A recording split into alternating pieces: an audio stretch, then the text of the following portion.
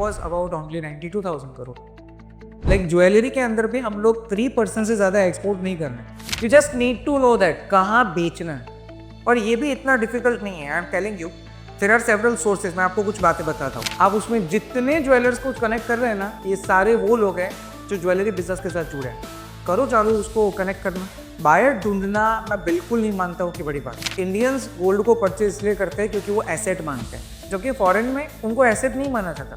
ये particular commodity है। आज मैंने पहना, 6 महीने अच्छा लगा तो पहनूंगा, बाद में निकाल के दूसरा ले लूंगा। तो मैं एक पर्सन हूँ जिनको कुछ भी नहीं पता है and I want to start my business. तो मेरा सबसे पहला काम क्या होगा? देखिए, as per the Indian government and the rule has been made by them, अगर कोई भी प्रोडक्ट का वैल्यू 10 लाख से ऊपर जाए तो ये B2B है। अगर वो 10 लाख से नीचे है तो आप उसको कंसिडर B2C में कर सकते हैं। इंडिया में ये एक दिक्कत है कि हम दोनों ने कोलैबोरेट तो किया, लेकिन आगे जाके ये कोलैबोरेशन रीच आउट हो जाएगा कैसे? मान लो कि मैंने आपके लिए 24/7 काम किया, आपकी कंपनी, आपका GST, आपका ई कोड, तो सब कुछ आपका है और आपकी कंपनी बड़ी हो रही है। मैं तो आपके लिए काम कर रहा हूँ, आप मुझे उसके लिए शेयरिंग दे रहे हैं। पर कल उठ के जब डायरेक्ट ऑर्डर आपके पास आएंगे तो आप क्या करेंगे? मुझे बीच में से काट के आप ऑर्डर्स डायरेक्ट कनेक्ट करना चालू करेंगे। Hello and welcome back once again to the Iyer show. आज का पॉडकास्ट आपके लिए बहुत बहुत बहुत इन्फॉर्मेटिव होने वाला है, बेनिफिशियल होने वाला है, क्योंकि आज हमने जिनको बुलाया है वो James and jewellery export and import के बारे में आपको बहुत सारे इंसाइट्स देने वाले हैं। तो सबसे पहले हम स्वागत करेंगे अमित मुलानी सर का, जो कि एक्सपोर्ट इंपोर्ट बिजनेस ट्रेनर है।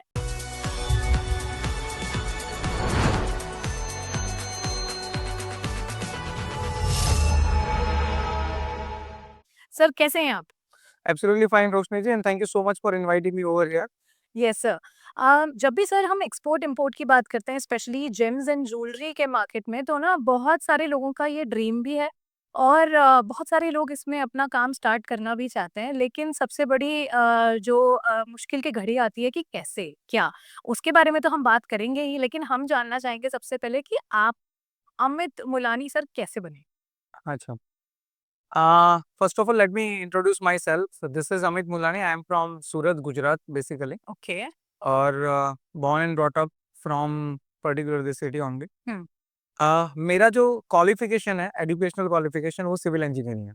ओके। एंड मेरी एक्सपोर्ट इंपोर्ट जर्नी की शुरुआत हुई थी during my college days only. ठीक है। तो बट ऑब्वियस ऐसा था कि दुनिया के अलग अलग कंट्री घूमना है, तो ऐसा कुछ धंधा करते हैं जहाँ पे ये पॉसिबिलिटीज हों, हम्म। एंड मैं एक्सपोर्ट इंपोर्ट में आया। मैं इसको शॉर्टकट करता हूँ। अल्टीमेटली मेरी कंपनी का नाम है एटलांटिको इंटरनेशनल। हम लोग पिछले 12 साल से एक्सपोर्ट इंपोर्ट बिजनेस में है, और मेरी कंपनी 3 सेक्टर में ऑलरेडी एक्सपोर्ट का काम कर रही है। हमारा जो मेन फोकस है वो मेडिकल सर्जिकल डिस्पोजेबल है, जो हम लोग 2012 से कर रहे हैं एक्सपोर्ट। उसके अलावा 2019 में हमने बेवरेज प्रोडक्ट पे काम चालू किया है। 2022 में हम लोग ज्वेलरी सेक्शन में हम एक्सपोर्ट को लेके आए। ओके। इसके अलावा मैं पिछले तकरीबन 8 सालों से एक्सपोर्ट और इंपोर्ट की इन्फॉर्मेशन लोगों को बांटने का काम कर रहा हूँ।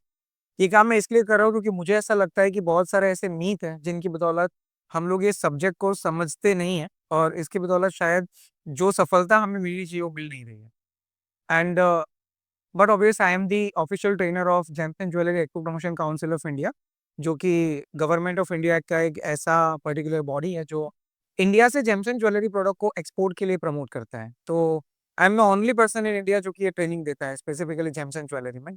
और अभी तक more than 800 entrepreneurs has taken this particular training from me। Wonderful. और मैं खुश महसूस करता हूँ जब ये बताता हूँ कि इसमें से तकरीबन 200 से ज़्यादा लोग ऑलरेडी एक्सपोर्ट के बिजनेस में आ चुके हैं, जिनको पहले शायद ज्वेलरी एक्सपोर्ट इंपोर्ट के बारे में इतना नहीं पता। नहीं पता था। हम्म। मैं मानता हूँ कि मेरा जो नॉलेज है, मैं जब शेयर करूंगा लोगों को, तो रियल टाइम जो सच्ची इन्फॉर्मेशन है वो मिले। वाओ। एंड इसके अलावा मैं यहाँ की लोकल बॉडी है southern Gujarat chamber of commerce and industry, इसका भी ऑफिशियल ट्रेनर हूँ। ओके। एंड अभी तक जनरल प्रोडक्ट कैटेगरी में भी हमने तकरीबन तकरीबन 4,000 से ज़्यादा लोगों को 23 कंट्रीज में इस सब्जेक्ट के बारे में इंफॉर्मेशन दिया है। So but obvious, first of all I am an entrepreneur, and then after I am a teacher और auditor about the export and import. आज के जो पॉडकास्ट है उनका हमारा मेन फोकस होगा जेम्स एंड ज्वेलरी प्रोडक्ट के अंदर हमारे पास क्या अपॉर्चुनिटीज है उनके बारे में। तो डेफिनेटली आगे उसके साथ बढ़ते हैं। हाँ, तो सर, क्योंकि हम जेम्स एंड ज्वेलरी की यहाँ पे बात कर रहे हैं और एक लेमैन यही सोचेगा कि भाई अगर मुझे ये बिजनेस करना है तो मुझे तो ये this is looking like a very hard nut to crack. तो कैसे सर हम इसको समझ सकते हैं कि ये बेसिकली फील्ड में क्या-क्या होता है? इसका क्या फ्यूचर है इंडिया में? रोशनी जी, आपने जो सवाल पूछा है उसका थोड़ा मैं एक स्टेप बैक जाके आंसर करना चाहूँगा, क्योंकि देखिए, जब आप एक्सपोर्ट इंपोर्ट को समझते हैं ना, तो पहले आपको अपॉर्चुनिटी को समझना बहुत ज़रूरी है। तो पहले मैं आपको बता दूँ कि 2023-24 में इंडिया का जो टोटल एक्सपोर्ट था मर्चेंडाइज़, ये 36.21 लाख करोड़ था। और बट ऑब्वियसली 36.21 लाख करोड़ जो मैं फिगर बोल रहा हूँ, ये वो फिगर है जो इंडियन अकाउंट में फॉरेन करेंसी के तौर पे जमा हुआ था। तो हम यहाँ पे हवा में बातें नहीं कर रहे, ये ऑथेंटिकेट फिगर्स आप कहीं पे भी चेक कर सकते हैं, it is on the DGFT, कि इंडिया ने क्या परफॉर्म किया था। अब मैं आपको इसी के अंदर जेम्स एंड ज्वेलरी की अगर फिगर बताऊं तो आपको बिल्कुल ये थोड़ा बट ऑब्वियस है, एक्टेस्टिक लगेगा कि पूरे 36.21 लाख करोड़ में इंडिया की जेम्स एंड ज्वेलरी का एक्सपोर्ट ये 2.92 लाख करोड़ था। इसका मतलब ये पूरे सेक्टर का इंडिया की टोटल एक्सपोर्ट में जो पर्टिकुलर शेयर है वो मोर देन 8% है।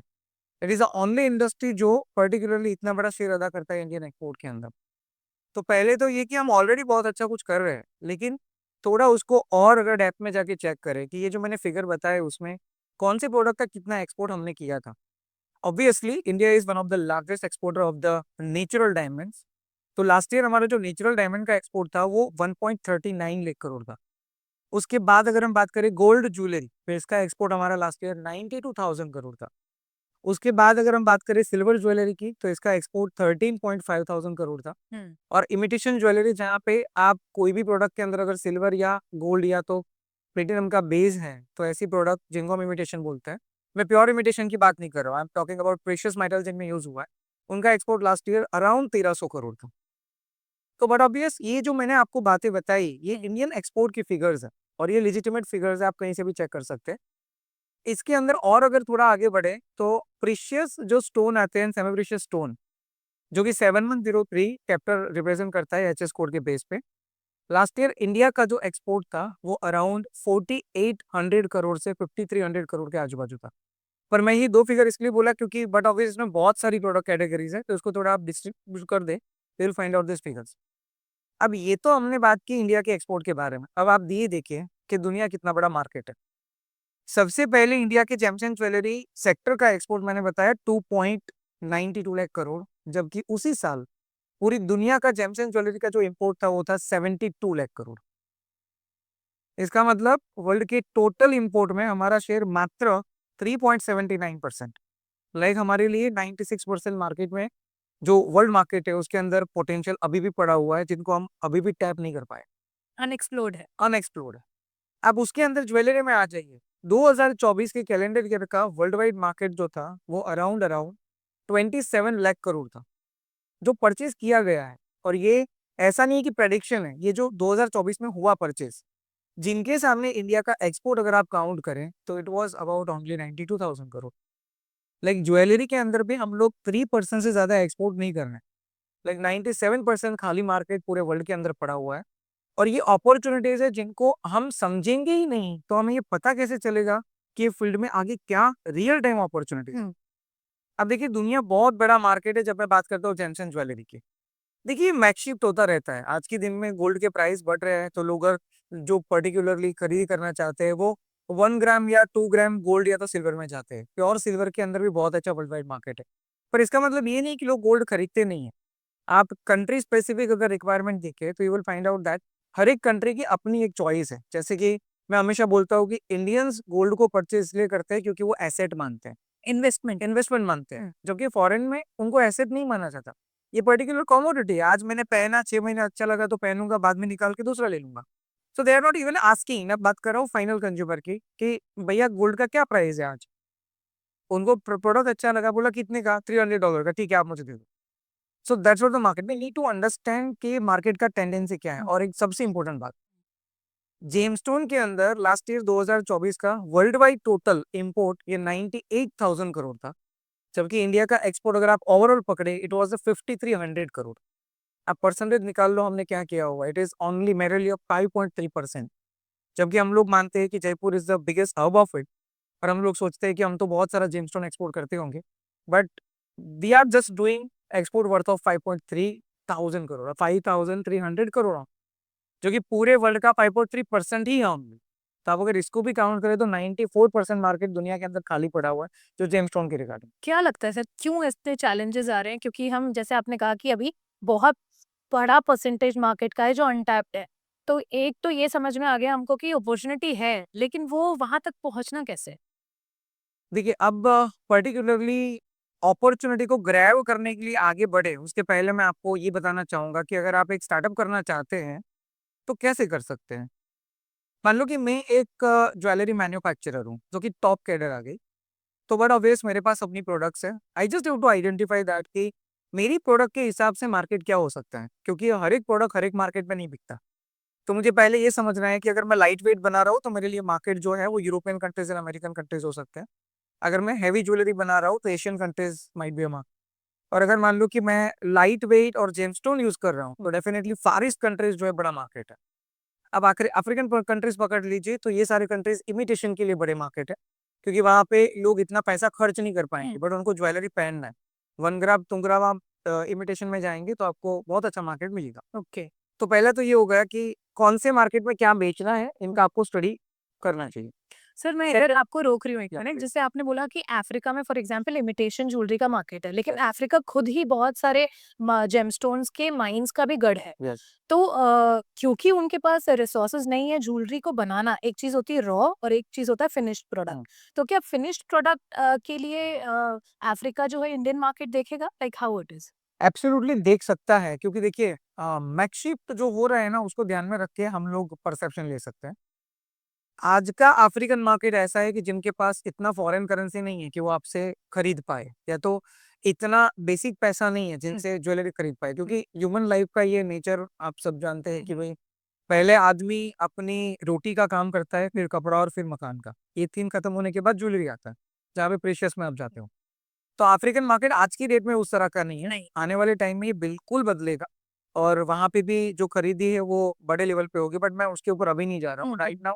आपका जो सवाल था उसके हिसाब से कि जेमस्टोन ये लोग प्रोड्यूस करते हैं क्योंकि उनके पास नेचुरली है, बट जेमस्टोन को फिनिश कैसे करना है उनका कला उनके पास नहीं है। करेक्ट। तो बट ऑब्वियस उनके लिए उनको आना पड़ेगा इंडिया या तो थाईलैंड वगैरह कंट्री जहाँ पे फिनिश्ड होता है। तो इंडिया एक ऐसा मार्केट है जहाँ पे हम जेमस्टोन फिनिश करते हैं और खुद ही इतना यूज करते हैं, इसलिए एक्सपोर्ट हमारा कम है, बट फ्यूचर इसका बहुत बड़ा है।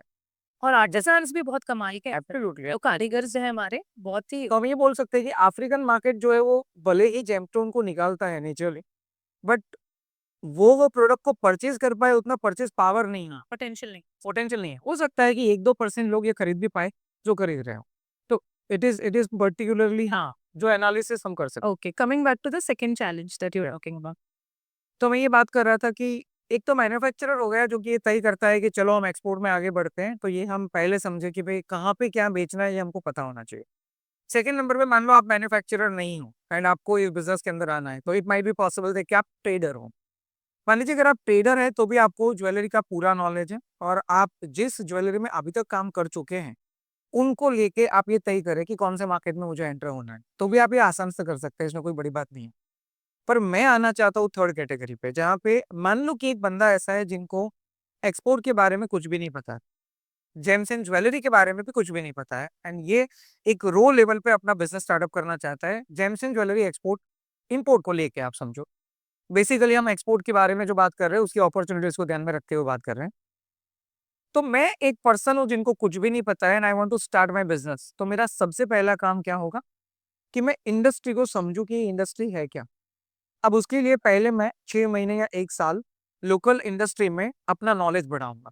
It might be possible that कि मैं किसी के वहां पे जॉब करूं, या तो फिर मैं जनरल जो परसेप्शन होते हैं उनको स्टडी करता रहूं, अलग अलग ट्रेड फेयर में विजिट करूं, वहां पे लोगों को मिलूं, उनकी कंपनीज की प्रोडक्ट के बारे में जानूं और प्रोडक्ट की डिटेल्स को समझूं।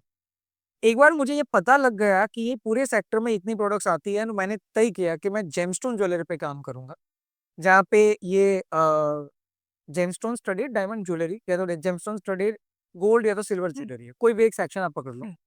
अब मुझे आगे बढ़ना है अपने एक्सपोर्ट को लेके। मान लीजिए मैं बनाता नहीं हूँ, मुझे मतलब नहीं बनाना है, मुझे जाना ही नहीं है उसके अंदर। तो देखिए इंडिया के अंदर 3 लाख से ज्यादा ऐसे प्लेयर्स हैं जो जेम्स एंड ज्वेलरी में ऑलरेडी काम करते हैं। मेरे ख्याल से उसमें से 15 से 20% मैन्युफैक्चरिंग करते होंगे, बाकी सब ज्वेलर्स हैं। ठीक है।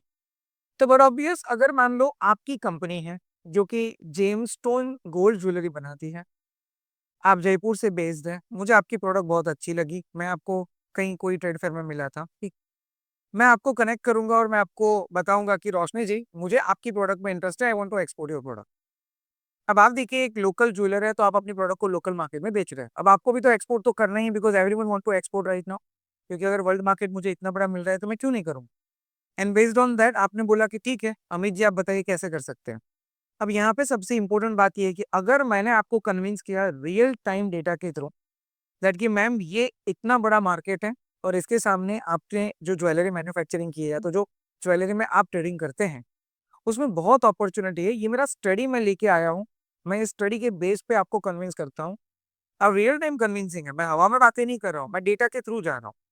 और ये डेटा से आपको ये फील होता है कि भाई बंदा नॉलेजेबल है, उसको इंटरनेशनल बिजनेस के टैक्टिक पता है, बाहर को कैसे कनेक्ट करना है उसकी बेसिक इन्फॉर्मेशन पता है, तो डेफिनेटली इनके साथ आगे काम कर सकते हैं।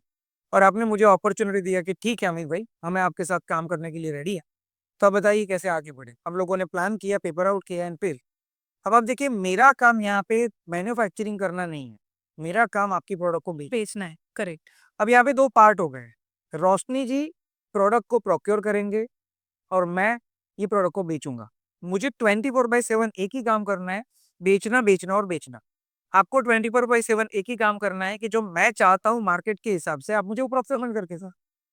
जब ये दोनों प्रकार से एक मैन्युफैक्चरर या तो एक ज्वेलर जब मर्चेंडाइज से कनेक्ट होता है ना, तो साथ में मिलके ये बहुत बड़ा बिजनेस कर सकते हैं। इंडिया में ये एक दिक्कत है कि हम दोनों ने कोलैबोरेट तो किया, लेकिन आगे जाके ये कोलैबोरेशन ब्रीच आउट हो जाएगा कैसे। मान लो कि मैंने आपके लिए 24/7 काम किया, आपकी कंपनी, आपका जीएसटी, आपका ई कोड, तो सब कुछ आपका है और आपकी कंपनी बड़ी हो रही है। मैं तो आपके लिए काम कर रहा हूँ, आप मुझे उसके लिए शेयरिंग दे रहे हैं, पर कल उठ के जब डायरेक्ट ऑर्डर आपके पास आएंगे तो आप क्या करेंगे, मुझे बीच में से काट के आप ऑर्डर्स डायरेक्ट कनेक्ट करना चालू करेंगे। अब मैंने जो मेहनत की मेरी वो जीरो हो गई। तो बड़ा ऑब्वियस, अगर हम दोनों ये बात समझे कि मैं अगर 24/7 आपके लिए बेचने का ही काम कर रहा हूँ ना, तो आज आपके लिए अगर मैं 5 क्लाइंट ढूंढ के ला सकता हूँ तो कल मैं 5,000 भी ढूंढ के ला सकता हूँ। ये आप नहीं कर पाएंगे because you have the local business also. Correct. अब ये छोटी सी बात लोग समझते नहीं है, अगर इस बात को समझे तो ज्वेलर्स की कोई कमी नहीं है। और मैं यहाँ पे ये बिल्कुल विदाउट अतिशयोक्ति बताना चाहूंगा, मैंने दुनिया के 8 अलग अलग कंट्री में ट्रेड शो विजिट किए हैं जेमसन ज्वेलरी के regarding. I am telling you boss कि इंडिया जिस तरह की ज्वेलरी बनाता है ना, ऐसी ज्वेलरी आपको दुनिया में कहीं नहीं मिलेगा। क्राफ्टमैनशिप की बाबत में देखे तो थाईलैंड को मैं एक नंबर ज्यादा देता हूँ इंडिया से, बट आप टेम्पल ज्वेलरी देख लीजिए जो कि साउथ में मिलता है, ये ज्वेलरी कोई नहीं मिलेगा। अब सेकंड नंबर पे अगर आप टर्किश ज्वेलरी देखें तो ये लाइट वेट ज्वेलरी है, कॉफी ज्वेलरी है, बट अगेन उस ज्वेलरी के अंदर भी जो आर्ट की बातें है ना, वो इंडिया ही तैयार करता है। एंड साथ में अगर जेमस्टोन स्टडेड ज्वेलरी की बात करें तो हमारे यहाँ पे आर्टिसन की कारीगरी बहुत अव्वल लेवल पे है। बहुत अव्वल, सच। बात ये है, जो दिखेगा वो बिकेगा, अगर दिखेगा ही नहीं तो बिकेगा कैसे। मान लो दुनिया के कोई कोने में क्रोएशिया में कोई पार्टी बैठी हुई है जिनको ज्वेलरी इंपोर्ट करना है, लेकिन उसको पता ही नहीं कि Indians are manufacturing this kind of a product, तो वो खरीदेगा कैसे, वो आपको कांटेक्ट कैसे करेगा। इसलिए अब हमें दिखने की बहुत जरूरत है। अब जैसे सर आपने 2 चीज़ें बोली, एक प्रोक्योरमेंट बोला और एक बोला सेल्स, है ना? तो अब मान के चलिए कि फॉर एग्ज़ाम्पल एक इंसान है जो आपको ये काम दे रहा है कि आप मेरे लिए क्लाइंट्स लेके आओ। लेकिन मुझे ये भी नहीं पता कि प्रोक्योर करना कहाँ से है? क्योंकि अब बहुत सारे ऐसे लोग हैं जो मैन्युफैक्चरर्स भी हैं। तो एज़ अ लेमैन वो लोग का क्या हो सकता है स्ट्रैटेजी टू रीच मैन्युफैक्चर? एकदम आपने बहुत मस्त सवाल पूछा है, वो इसका मैं एकदम लेमन लैंग्वेज में आंसर करता हूँ। देखिए, मैं ज्वेलरी इंडस्ट्री में आया, मैंने ज्वेलरी के बारे में समझा और ज्वेलरी के बारे में समझ के अब मुझे इसके अंदर प्रोक्योरमेंट बेस पे आगे बढ़ना है। तो बड़ा ऑब्वियस नाउ मेरा काम है मैन्युफैक्चरर्स को ढूंढना या तो उन ट्रेडर्स को ढूंढना जो बहुत अच्छे लेवल पे काम कर रहे हैं। इसका सबसे बड़ा अगर कोई पर्टिकुलर एरिया है तो वो होता है trade fair. Let me just give you the example that IIJS, it is called India's international James and jewellery show, जो कि GJBC के द्वारा ऑर्गेनाइज किया जाता है। ये दुनिया का annually second two time, annually 2 time, वैसे तो आप 3 टाइम पकड़ो क्योंकि 2 टाइम मुंबई में होता है और 1 इट इज इन बैंगलोर। तो बैंगलोर के अंदर पिछले 6-7 सालों से ही चालू किया उन्होंने। ये दुनिया का सेकंड नंबर का लार्जेस्ट शो है।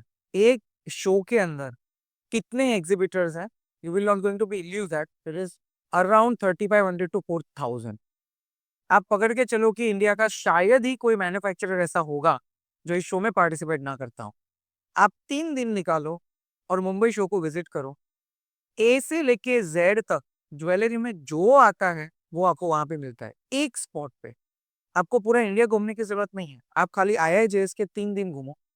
Every section is different, every product is different. आप स्टेनलेस स्टील ज्वेलरी ले लो, आप खाली वॉचेस ले लो, आप खाली स्टडीड ले लो, आप खाली प्लेन ले लो, एवरीथिंग। आप खाली जेमस्टोन ज्वेलरी ले लो, इवन खाली जेमस्टोन पे काम करना है, you will find out the people over that जो इनको फिनिश करते हैं, जो ट्रेडिंग में है या तो जो मैन्युफैक्चर है।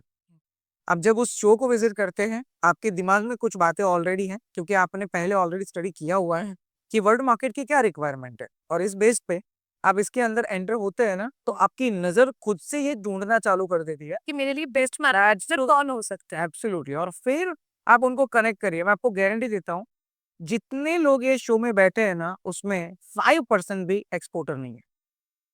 Okay, not 5%। तो सर जो इतना अच्छा मैन्युफैक्चर कर सकते हैं वो एक्सपोर्ट क्यों नहीं कर सकते? एब्सोल्युटली ये एक्सपोर्ट कर सकते हैं, लेकिन उनका ऑलरेडी लोकल में इतना काम है कि उनके पास इतना टाइम नहीं है। अब ये सवाल का मैं थोड़ा एक स्टेप डेप्थ में जाके आंसर करता हूँ। सी, मैन्युफैक्चरर की 3 बहुत बेसिक दिक्कतें होती है। सबसे पहला ये कि बॉस एक्सपोर्ट तो करे लेकिन पैसा नहीं आया तो, बिकॉज आप लोकल मार्केट जानते हैं कि यहाँ पे क्रेडिट की टर्म्स ने बहुत लोगों के दिमाग में डर पैदा किया।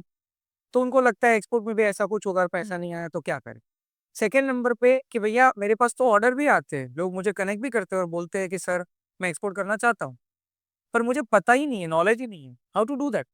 इसका इन्वॉइसिंग कैसे करें, सामने वालों को प्राइसिंग कैसे दे, इसके अंदर जो भी आपका वेस्ट है उसको, मतलब जो वेस्ट जाता है उसको कैसे मैनेज करें, वैल्यू एडिशन के रूल्स क्या हैं, हमें कुछ पता ही नहीं है, तो how can be prepare the invoices. And third number पे जो सबसे बड़ा इशू है टाइम का, कि बॉस लोकल में ही हम लोग इतना काम करें कि इतना टाइम ही मुझे नहीं मिल पाता है कि मैं एक्सपोर्ट एक्सपोर्ट को प्रॉपरली फोकस करके ध्यान दूं। अब इन तीनों का जवाब कौन है? It's a merchandise. आप एक मैन्युफैक्चरर है, आपके ये 3 सवाल है, मैं मर्चेंडाइज हूँ, मैंने आपको आंसर किया। पहला, बॉस पैसा नहीं आया तो मैं आपको बोलूंगा मैम पैसे की चिंता आप बिल्कुल ना करें, अगर पैसा नहीं आया ना तो हम लोग एग्जीक्यूशन ही नहीं करेंगे, मैं आपका 1 रुपए का लॉस नहीं करने दूंगा, और अगर लॉस गया तो मेरे माथे पे बस। सेकेंड नंबर पे आपका सवाल है कि मेरे पास टाइम नहीं है, मैंने बोला मैम आप बनाने में ध्यान दो, मेरे पास 24/7 एक ही काम है कि आपकी प्रोडक्ट को वर्ल्ड वाइड मार्केट देना, तो आपका टाइम मुझे चाहिए ही नहीं। आप मैन्युफैक्चरिंग उन प्रोडक्ट का करो जो मेरे मार्केट के हिसाब से प्रॉपर, ठीक है, मैं आपको उसका आइडिया दूंगा। एंड थर्ड नंबर पे आपका सवाल है कि मुझे नॉलेज ही नहीं हाउ टू डू दैट, और अब मैं आपको आंसर करूंगा कि अब एक काम करिए, बेसिक नॉलेज एक्सपोर्ट और इंपोर्ट का ले लीजिए, that how it actually perform. Basic आपको पता होगा तो मैं आपको कहीं पे चीट नहीं कर पाऊंगा, पहली बात ये। एंड दूसरा, अगर बेसिक आपको भी पता है तो आप मुझे गाइड कर सकते हैं कि कैसे साथ में मिलके काम करें। और बेटर कैसे? हाँ बिल्कुल, एक से भले दो। मैं अगर कहीं पे अपना थॉट प्रोसेस चला रहा हूँ, आप इंडस्ट्री में बहुत टाइम से हैं, आप मुझे गाइड करिए कि इसमें अगर ऐसा कुछ इनोवेशन लाए तो इस मार्केट में और चलेगा, और कर सकते तो मैं उन प्रोडक्ट को बहुत अच्छे से मार्केट में जाके बेच सकता हूँ, क्योंकि मुझे बेचना आता है, आपको बनाना आता है। और बनाना और बेचने वाला जब तक साथ में नहीं मिलता ना, तब तक प्रोडक्ट का बिकना मुश्किल है। और इसलिए आज इंडिया की ये रिक्वायरमेंट है जो आपने बताया उसके हिसाब से, कि मेरे लिए मैन्युफैक्चरर ढूंढना बड़ी बात नहीं है। अब IIJS में जाओ, ऐसे बहुत सारे शो हैं, जैसे इन्फोर्मा मार्केट भी बहुत सारे शो इंडिया में करता है, एक साल में 3 शो करता है, दिल्ली के अंदर, हैदराबाद के अंदर और कोलकाता के अंदर। तो डेफिनेटली उनमें भी there are several local manufacturers and local traders या तो लोकल ज्वेलर्स जो अपने प्रोडक्ट को लेके बैठते हैं। एंड मेरा पर्सनल एक्सपीरियंस है मैम कि IIJS या तो कोई भी आप ज्वेलरी शो में जाओ, जो एक, और जयपुर कैसे भूल जाए क्योंकि ये तो बहुत बड़ा हब है इसका। इवन IIJS जैसा ही एक शो जयपुर से जीजे पे होता है। एब्सोल्यूट, उसमें हम लोग ने भी पार्ट लिया था। एब्सोल्यूट। तो इन दैट केस मैं आपको ये बताना चाहता हूँ कि इंडिया के पास क्राफ्टमैनशिप की कमी नहीं है।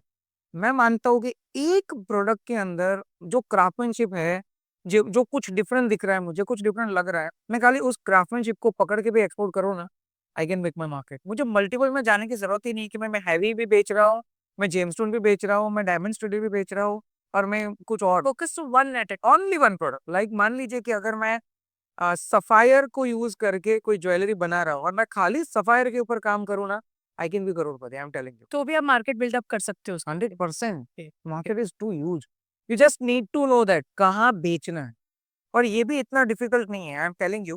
There are several sources. मैं आपको कुछ बातें बताता हूँ।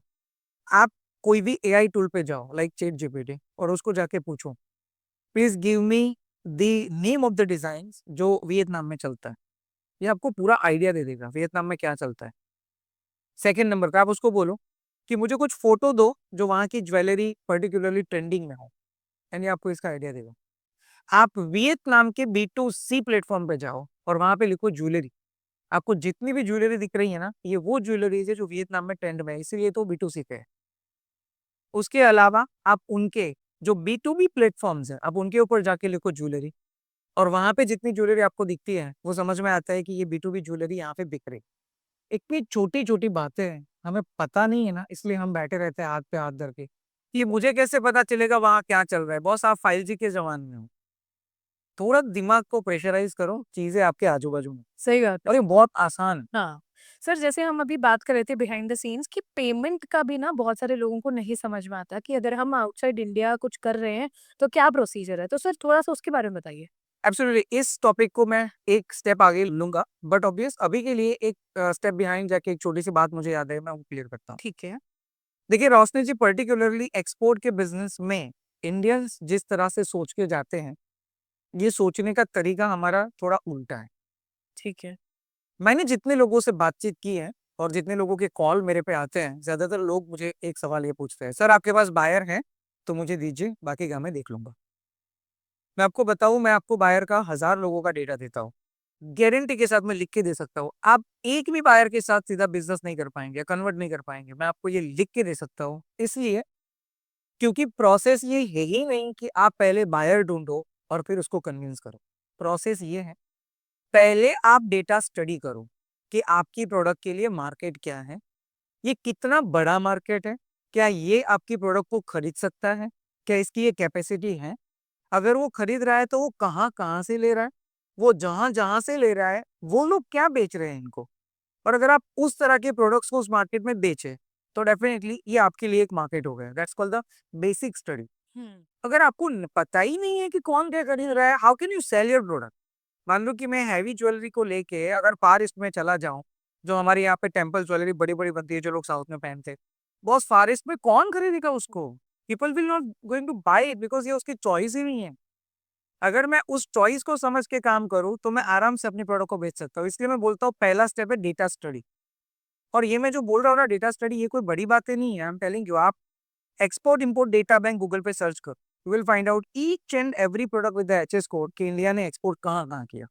Every product, I am talking chapter number 71 जो जेम्स एंड ज्वेलरी को रिप्रेजेंट करता है।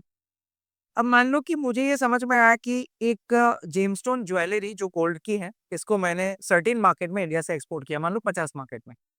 अब ये जो 50 कंट्री है, उन्होंने ये जेमस्टोन ज्वेलरी को कितनी क्वांटिटी में इंपोर्ट किया वैल्यू के हिसाब से, इसका भी पता आप लगा सकते हैं ITC ट्रेडमैप से।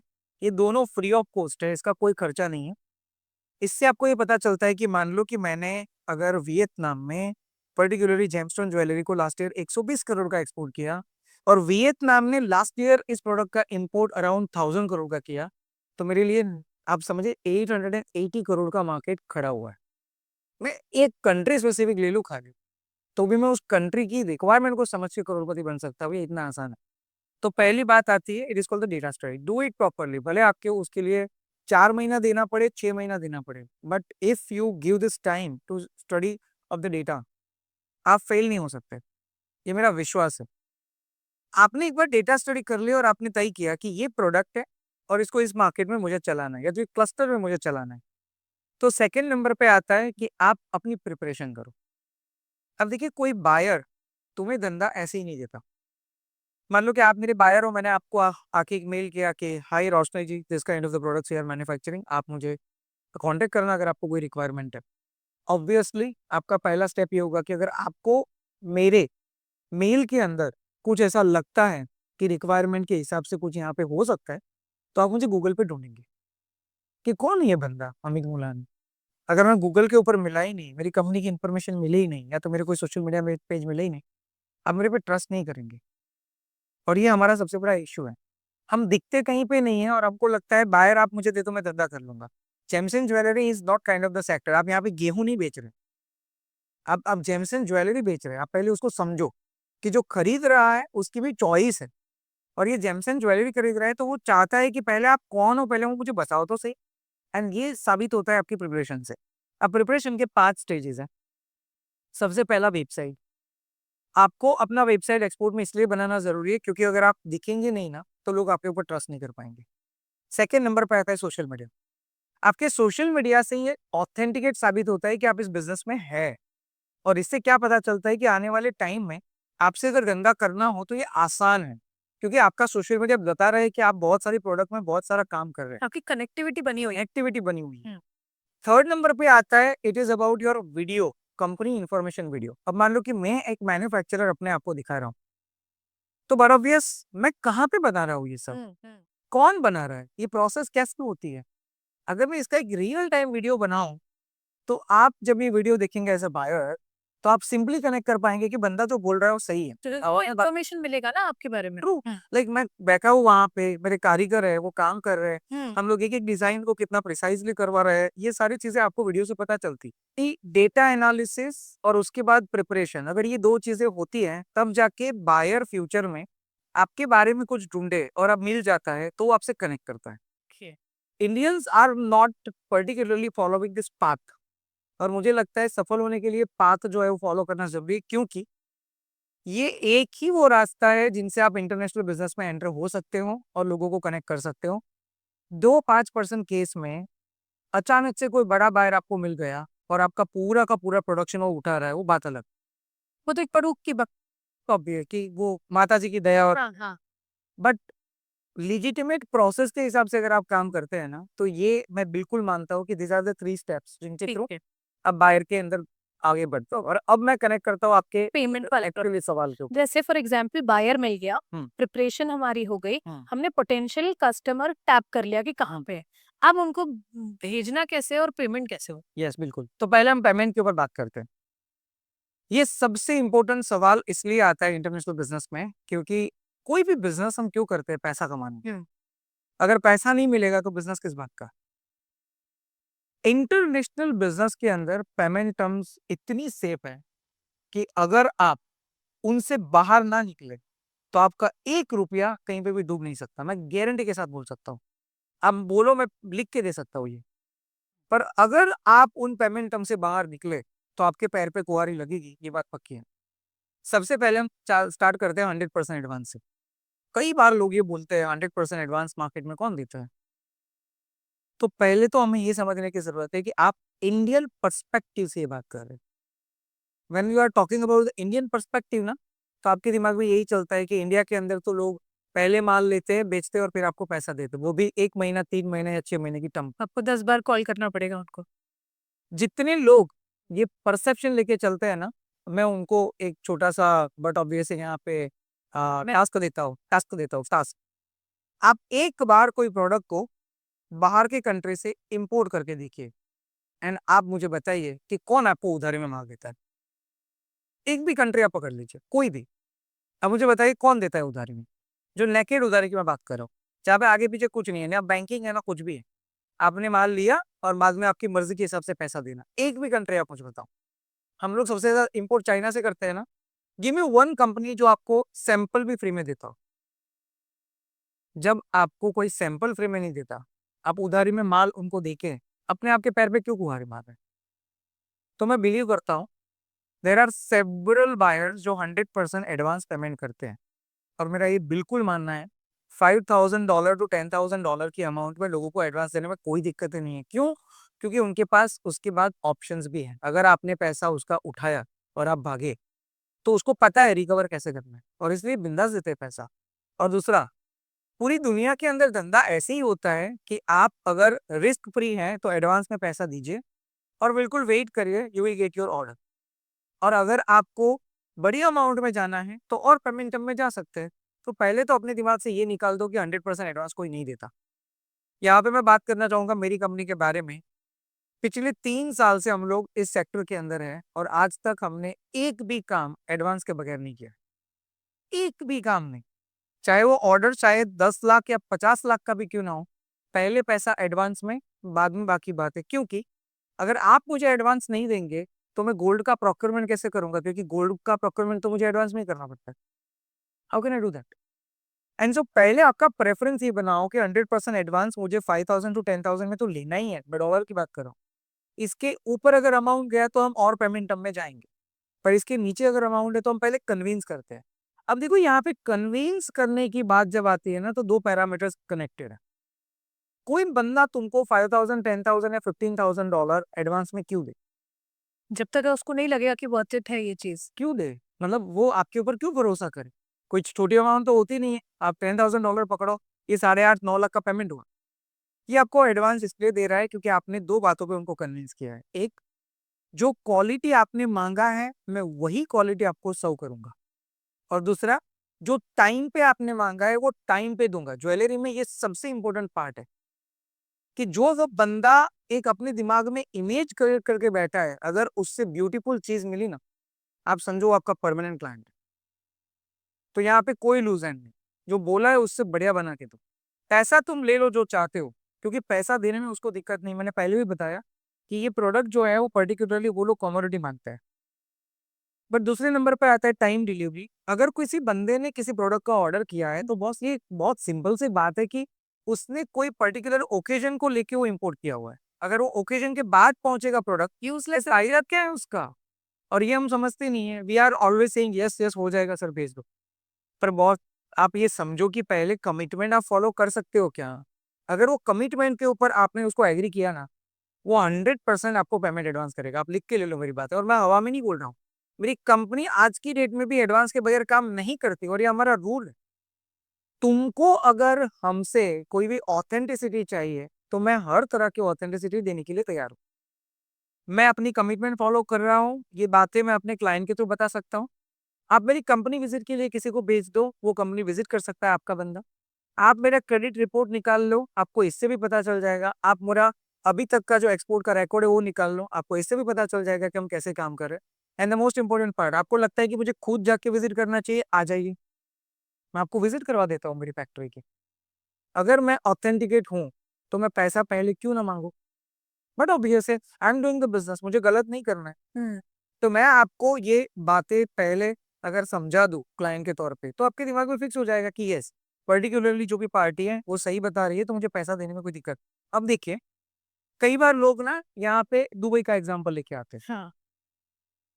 और मुझे पता नहीं, मतलब हम लोग स्टडी करते हैं कि नहीं करते। बस 239 कंट्रीज है पूरे वर्ल्ड में, आप समझो, and UAE is the one of them. मैं दुबई को स्टडी करके वहां की जो पैटर्न है उसको चेक करके, या तो उसके बारे में सुन के, अभी मुझे पता है एग्जैक्टली नहीं है, मैंने तो किसी से सुना, और मैं प्रेजुडाइज करता हूँ कि दुबई के अंदर तो कहाँ लोग पैसा देते हैं, वहां पे तो बहुत कस भी लगाते हैं प्राइस के अंदर, ये करते हैं फलाना ढिकना। पर बॉस, दुबई के अंदर जो लोग बैठे हैं वो है कौन? इंडियंस ही तो है। अब मलाबार पकड़ो, कहाँ का है? आप जोया लुकास पकड़ो, कहाँ का है? ये इंडियन कंपनी है, किन्होंने वहां पे क्या केरला से क्या लिख। तो ऑब्वियसली ये लोग इंडियंस है, तो वो इंडियन सिस्टम को ही फॉलो करवाएंगे ना आपसे, कि आप मुझे माल बेचो, बाद में मैं पैसा देता हूँ।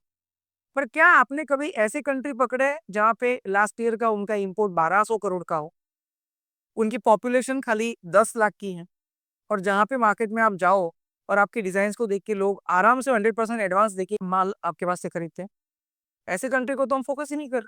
बिकॉज जब एक्सपोर्ट की बातें आती है तो हमको लगता है US, New Zealand, Canada, Australia, UAE, these are the only markets. हम एक्सप्लोर ही नहीं कर रहे हैं कि बाकी कितने सारे मार्केट्स हैं जहाँ पे हम एंटर कर सकते हैं। तो ये इसलिए मैंने पहले बोला कि डेटा एनालिसिस अगर पक्का नहीं होगा, आपको मार्केट कभी समझ में नहीं आएगा। करेक्ट। जैसे सर, क्योंकि दुबई की बात हो रही थी अभी, तो अब जैसे आपने बोला कि बहुत ही एक ब्राइट अपॉर्चुनिटी और फ्यूचर वहाँ पे भी एज एन एक्सपोर्टर। और दुबई में ये भी चीज़ मैंने देखी है सर कि ना हमेशा लोग बहुत फैसिनेट होते हैं दुबई गोल्ड बोल के। Absolutely. तो ये सर सिर्फ मार्केटिंग स्ट्रैटेजी हो सकती है, या हम इंडिया में भी वो हाइक क्रिएट कर सकते हैं? आपको क्या लगता है? एक्चुअली पर्टिकुलर मैनर में अगर एक्सपोर्ट को लेके मैं बात बोलूं, तो दुबई गोल्ड जो वर्ड है ना, वो इसलिए ज्यादा पॉपुलर है क्योंकि वो सस्ता है, और हम यहाँ पे लेके आते हैं, और दुबई के साथ हमारी ट्रीटी है, बराबर, तो उसमें। बट ऑब्वियस, अगर दुबई गोल्ड को इंडिया में इंपोर्ट करो तो you will find out the free import duty 2 to 3%, 4%, वो मार्केट के हिसाब से कोटा बेस पे है, मैं उसके अंदर ज्यादा नहीं जाता हूँ। पहले तो ये इसलिए दुबई गोल्ड ये नाम पड़ा हुआ है, एंड सेकंड, दुबई गोल्ड की क्वालिटी सुपीरियर होती है, बिकॉज मोस्टली अफ्रीकन मार्केट से जो लोग उनका बट ऑब्वियस मोमेंटम करवाते हैं इस मार्केट के अंदर, वो जो प्योर क्वालिटी आता है ना गोल्ड का, वो बट ऑब्वियस कि शायद आपको और मार्केट से ना मिले, शायद, मुझे नहीं पता है कि क्या, बट इसके लिए दुबई गोल्ड का अपना एक नाम है। अदर देन दैट दुबई कहाँ ज्वेलरी बना रहा है? देयर इज नो आर्टिसन, वही तो खरीदता है तो वो इंडिया से सारी ज्वेलरी वहां पे जाती है और वो अपने मार्केट के हिसाब से प्रोडक्ट को बनाते हैं। मैं आपको बताऊं कि अगर दुबई मार्केट को आप चेक करें, ये एक इमिग्रेशन मार्केट है इटसेल्फ। आप समझो शेख कितने हैं, कितनी पॉपुलेशन होगा, it might B 10 lakh 15 lakh. बाकी की पॉपुलेशन कौन है? आप देखो सबसे ज्यादा इंडियंस है, देन पाकिस्तानी है, देन टर्किश है, अफगानी है, बांग्लादेशी है, और बहुत सारे फॉरेन कंट्री के ऐसे सीईओज वगैरह हैं जो वहां पे ऑपरेशंस चलाते हैं पूरे वर्ल्ड के अंदर कंपनी। हाँ। तो इनकी जो खरीदी की पैटर्न है ना, उसमें आपको एशियन टच दिखता है ये वाले मार्केट का। और इसीलिए वहां पे जो भी प्रोडक्ट आप शॉप में जाके देखते हैं ना, वो हैवी ज्वेलरी है, साथ में gemstone jewellery, diamond studded jewellery, क्योंकि ये मार्केट का अपना टच है। इंडियन मार्केट से सिमिलैरिटी एब्सोल्युटली, तो ये हमारे लिए कंप्लीटली अलग मार्केट है। और अब इसके सामने आप मार्केट के तौर पे पूरे के पूरे यूरोप को ले लो, you will find out something completely different. That light weight चाहिए, कुछ एक्स्ट्रा ऑर्डिनरी चाहिए, जो पहना हो तो लोगों की नजर में आए। अब वो प्रोडक्ट का प्राइसिंग $500 ही होगा आपके यहाँ पे, आप उसको $1500 में बेचो, आपको पैसा देगा। बस उसको ये मतलब पहनने के बाद ना ये फील होना चाहिए। That's what the difference, that's what I M clearly talking about. That आप पूरे मार्केट को एक तरह से मत देखो। आपने दुबई को स्टडी किया, आप दुबई जाके आए, दुबई का गोल्ड मार्केट देखा और आप सोच रहे हो पूरी दुनिया में ऐसे ही होगा, ऐसे नहीं है। तो पहले तो ये समझ होनी चाहिए। तो 100% एडवांस में बात कर रहा था कि मिलता है। मान लो कि अब 100% एडवांस कोई बंदा देने के लिए रेडी नहीं है, क्योंकि बट ऑब्वियस जब अमाउंट बढ़ जाता है तो उसको एक दिक्कत ये हो सकता है कि मैंने पैसा दिया और आप निकल गए। तो उसके बाद इंटरनेशनल बिजनेस में ये particular payment term, total 5 term है, जिसमें एक हमने 100% एडवांस देगा। अब दूसरी टर्म, कुछ पैसा एडवांस में लो और बाकी का पैसा डिलीवरी के पहले। अब मान लो कि मेरा टोटल $10 लाख का काम है, मैंने बोला $50,000 या तो $5 लाख आप मुझे एडवांस दे दो। आधा पैसा एडवांस आ गया, अब मैं अपना प्रोक्योरमेंट करके प्रोडक्ट बनाऊंगा। एंड फिर जब ये डिलीवरी होने के लिए आगे बढ़ेगा, उसके पहले मैं वीडियोग्राफी करके पार्टी को सारी इन्फॉर्मेशन दूंगा और मैं बोलूंगा कि सर हम लोग आगे अब एरवी बिल फाइलिंग में जा रहे हैं, तो बट ऑब्वियस अब आगे का पेमेंट हमारा बाकी का कंप्लीट 50% है, वो ड्यू पेमेंट क्लियर करो। पार्टी हमें पेमेंट करेगी और फिर मैं यहाँ से उनको एरवी बिल का नंबर भेजूंगा जो मैंने प्रोडक्ट भेजा हुआ है। मुझे गलत नहीं करना है, तो बट ऑब्वियस मैंने बना के उनके सामने रख दिया, अभी ये आपका काम है। और उसके अंदर भी ऐसा होता है, पार्टी बोले कि मुझे एयरवे बिल नंबर आएगा उसके बाद मैं पेमेंट करूंगा, तो आप कर सकते हो। एयरवे बिल नंबर पहले जनरेट हो जाए, पर माल आपका इंडियन पोर्ट पे ही होगा। जब तक वो पैसा नहीं डालेगा आप उसको होल्ड कर सकते हो। अच्छा। इतनी अच्छी टर्म्स है बॉस, हम क्यों उधारी में दे रहे हैं माल? अब मान लो कि कोई ऐसा बोलता है कि नहीं नहीं मेरे को तो भैया टोटल उधारी चाहिए। ठीक है, मान लीजिए कि आपका अच्छा कैपेसिटी है, आप सोचते हो कि 1 करोड़ का उधारी देते हैं, पार्टी बोलता है सर मैं आपको 1 महीने के बाद पेमेंट करूंगा माल यहाँ पे आ जाने के बाद। ठीक है, कोई बात नहीं। अगर आप उधारी देना चाहते हो, अगर आपको ये उधारी परवड़ता है और सामने वाले पार्टी का ऑथेंटिसिटी आपको दिखता है, तो बॉस उधारी देने में कोई हर्ज नहीं है। पर नेकेड उधारी क्यों? अब बैंक को बीच में रखो ना। अब ये टर्म बहुत सिंपल है, इसको डी, डॉक्यूमेंट अगेंस्ट एक्सेप्टेंस, कि सामने वाले ने एक्सेप्ट किया कि मैं 1 महीने के बाद पेमेंट करूंगा और आपने उस एक्सेप्टेंस के हिसाब से उनको माल भेजा। अब क्या होता है, आप मेरे क्लाइंट हैं, आपने 1 करोड़ का उधारी मेरे से मांगा, मैं बोला ठीक है मैम मैं आपको देता हूँ, चलिए डीए में काम करते हैं। नाउ डीए के अंदर आता है bill of exchange. Bill of exchange क्या काम करता है? मैं बोला मैम मेरी बैंक आपको बिल ऑफ एक्सचेंज भेजेगा, आपकी बैंक को, आप उसको साइन करो और बाद में हम आगे बढ़ते हैं। अब जब ये बिल ऑफ एक्सचेंज आपके पास आएगा, तो आपका बैंक ना आपसे 1 करोड़ का कुछ भी मोर्टगेज रखवाएगा। ओ। अगर आपने कल 1 महीने में पैसा मुझे नहीं दिया ना, तो तुम्हारा मोर्टगेज बेच के मुझे पैसा मिल जाएगा। ये आपकी बैंक का काम। अब आप कौन हो मुझे नहीं पता, मैंने माल दे दिया, मेरा काम खत्म। मैं अब आपकी बैंक को कनेक्ट करूंगा। भैया अभी आपकी जिम्मेदारी है कि ये पैसा वापस दिलाओ। हाँ, ये with recourse bill of exchange में कि मेरा पैसा मुझे चाहिए। अगर पैसा आपने मुझे नहीं दिया तो बट ऑब्वियस मैं आपको कोर्ट केस में लेके जाऊंगा। I am talking bank. तो अगर सारी लाइबिलिटी बन जाए, लाइबिलिटी बन जाएगी, it is by default liability. International में रूल की बात कर रहा हूँ, पेमेंट टर्म, ये पेमेंट टर्म में आईसीसी के टर्म्स में लिखा हुआ है। So obviously in that case what going to be happen, कि मैं अगर आपको उधारी में देता भी हूं ना, तो मेरा पैसा सिक्योर है मुझे पता है, क्योंकि मुझे कल इतना चेक करना है कि आपका बैंक ये ऑफिशियली इंटरनेशनल स्टैंडर्ड बैंक है। हाँ, अगर आपका बैंक मान लो लोकल कोऑपरेटिव हो तो मैं नहीं करूंगा ये। मुझे आपका बैंक स्टैंडर्ड चाहिए। मान लो कि आप यूएई से हैं, तो मैं आपको पूछूंगा कि आपका बैंक क्या है, आपने बोला रसल केमा bank, now it is standard international bank, मुझे कोई दिक्कत नहीं है। मैंने अपने बैंक को पूछा भैया कर सकते हैं इनके साथ, मेरी बैंक आईसीआईसी बैंक है, बोला बिंदास सर करो, कोई इशू नहीं है। तो what obvious in that case I am safe now. तो दो ना उधारी में, पर बैंक को बीच में रख के दो भैया। नेकेड क्या होता है, आपने माल भेजा उसकी मर्जी के हिसाब से देगा, फिर उसके पीछे तो आपके तलिए किस जाएंगे काम के बिना। मान लो अगर किसी को इसमें भी काम नहीं करना है और वो चाहता है दोनों तरफ से सिक्योरिटी हो, क्योंकि सिक्योरिटी आपका और सिक्योरिटी मेरा दोनों का होना चाहिए। अमाउंट बड़ी है, मान लो कि अगर ये $10 लाख है, तो हम लोग एलसी में काम करते हैं ना, letter of credit. It is saying that कि आप पैसा अपनी बैंक को दे दो, जब तक मैं माल यहाँ से नहीं भेजूंगा और डॉक्यूमेंट नहीं मिलेंगे तब तक आपका पैसा मेरे पास नहीं आएगा। तो बैंक रिलीज नहीं करेगा। हाँ, बट मैं सेफ इसलिए हूँ क्योंकि आपने पैसा अपनी बैंक को दिया है, आपके पास नहीं है, मुझे आपकी बैंक से लेना है। तो LC is very simple document. अब मैं आपको इसका एक और आइडिया बताता हूँ, जिनके अंदर लोग एलसी को कई बार फेल समझते हैं। देखिए, लेटर ऑफ क्रेडिट एक ऐसा डॉक्यूमेंट है जिनके अंदर लिखी हुई बातें आपको फॉलो करनी होती है एज एन एक्सपोर्टर। तो पहले तो ये समझो कि लेटर ऑफ क्रेडिट में लिखी हुई बातें आपको समझ में आनी चाहिए। अगर आपको ही नहीं समझ में आ रही है तो ऑब्वियसली आप उसको फॉलो कैसे करेंगे। और इंपोर्टर के पास ये चांस बढ़ जाता है कि अगर कहीं पे भी कोई बात फॉलो नहीं की गई तो वो एलसी को कैंसिल कर देता है, आपका गुड्स आपको वापस मिल जाएगा, पर एलसी तो कैंसिल हो गया ना भैया। तो मतलब सारा हो गया ना। तुम्हारा लॉस हुआ ना बेचने का। और तो लेटर ऑफ क्रेडिट ये एक बैंक डॉक्यूमेंट है, वो कभी व्हाट्सएप पे या ईमेल पे नहीं आता। I have talk with many people जो कि एलसी के अंदर बोले सर फ्रॉड हो गया मेरे साथ। आई वाज लाइक कैसे, एंड फिर पता चलता है कि एलसी उन्होंने ईमेल के ऊपर रिसीव किया था और धंधा कर दिया। अब एलसी जो ईमेल पे आया है वो लेजिटिमेट है ही नहीं। एलसी कब लेजिटिमेट होता है, जब सामने वाले का बैंक यानी कि आपका बैंक मेरी बैंक को डॉक्यूमेंट भेजे और मेरा बैंक उसको वेरीफाई एंड ऑथोराइज करके उसके बाद मुझे वो डॉक्यूमेंट भेज के बोले कि सर आप इसके अंदर एडवाइस करो। हमें पता ही नहीं है व्हाट इज एलसी, एलसी कैसे काम कर सकता है। मैंने बस सुन लिया और मैंने काम कर दिया, डेफिनेटली फिर मैं फंसूंगा ना। क्योंकि जो चीज आपको पता ही नहीं है, अगर आप उसके ऊपर रेसिप्रोकेट करेंगे तो बड़ा ऑब्वियस सामने वाला वही देख रहा है कि आप कब चिट्ठी में आए। जैसे ही चिट्ठी में आए वो दबोच लियो। और देखो इंटरनेशनल बिजनेस के अंदर क्या है, हर एक कंट्री ऐसे नहीं है, बट कुछ कंट्री बदनाम है इसके लिए।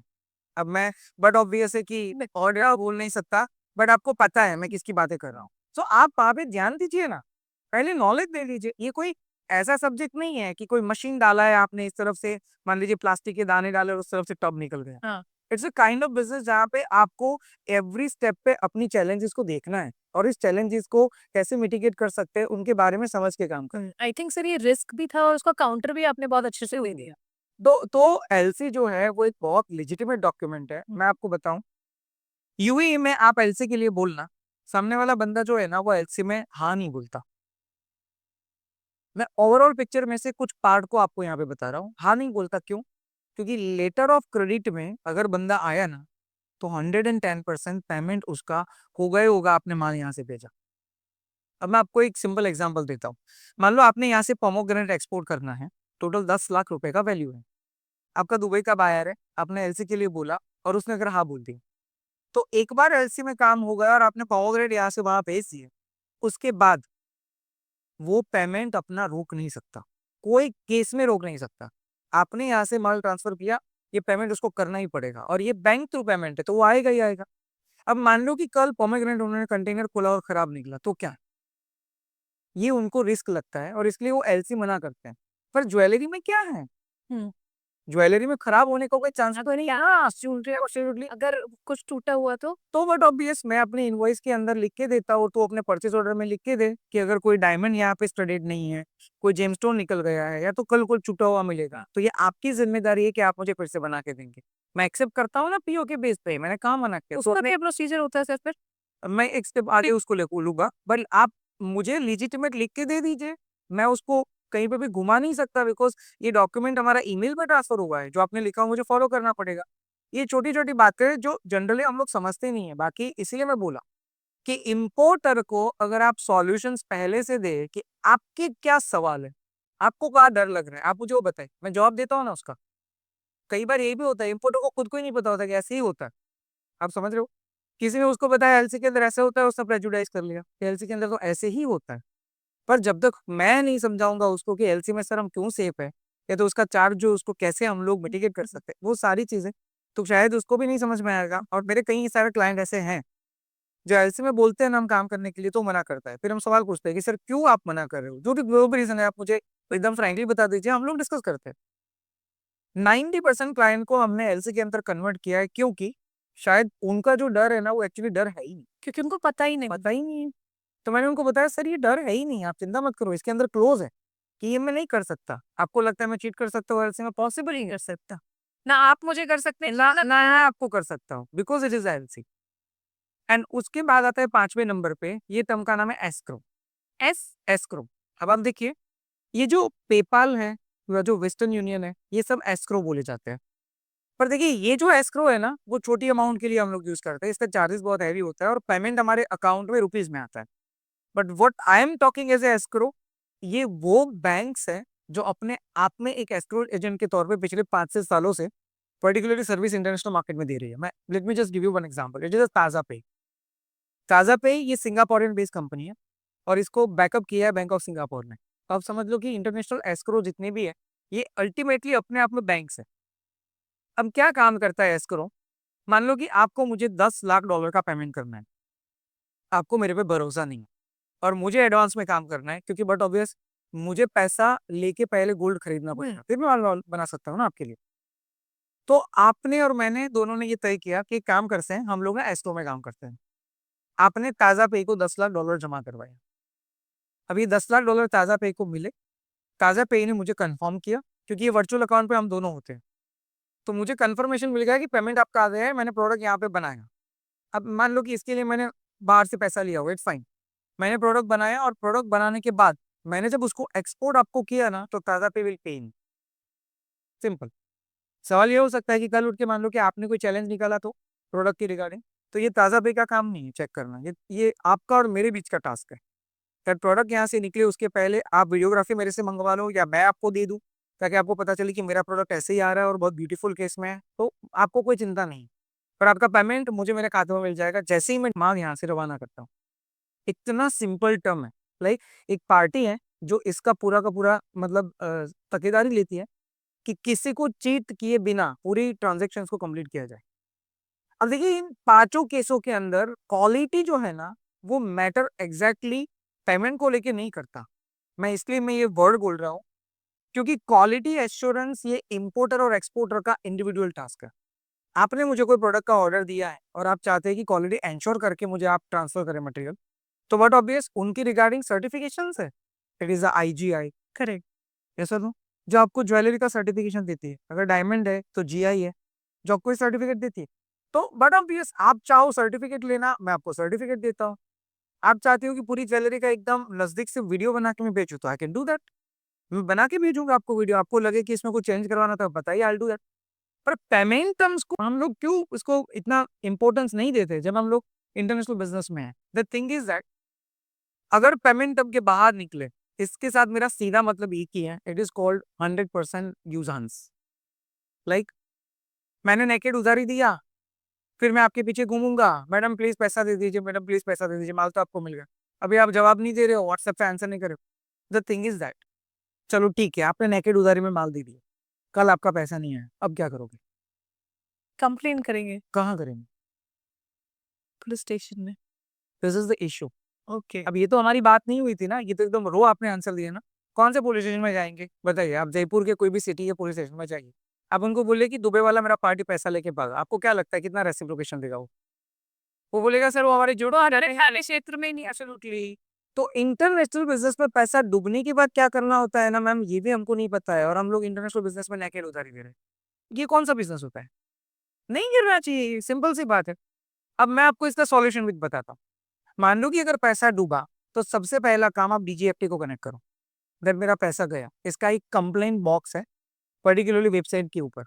DGFT उसको कैसे रेसिप्रोकेट करेगा? जब उसके पास कंप्लेन आएगा तो आपके लोकल सिटी में जो DGFT का ऑफिस होगा वहां पे आपको हियरिंग के लिए बुलाएंगे, एंड फिर वो आगे जिस कंट्री में आपका डिस्प्यूट हुआ है वहां पे इंडियन एम्बेसी के साथ बातचीत करके पार्टी के ऊपर प्रेशर रिलीज करेंगे।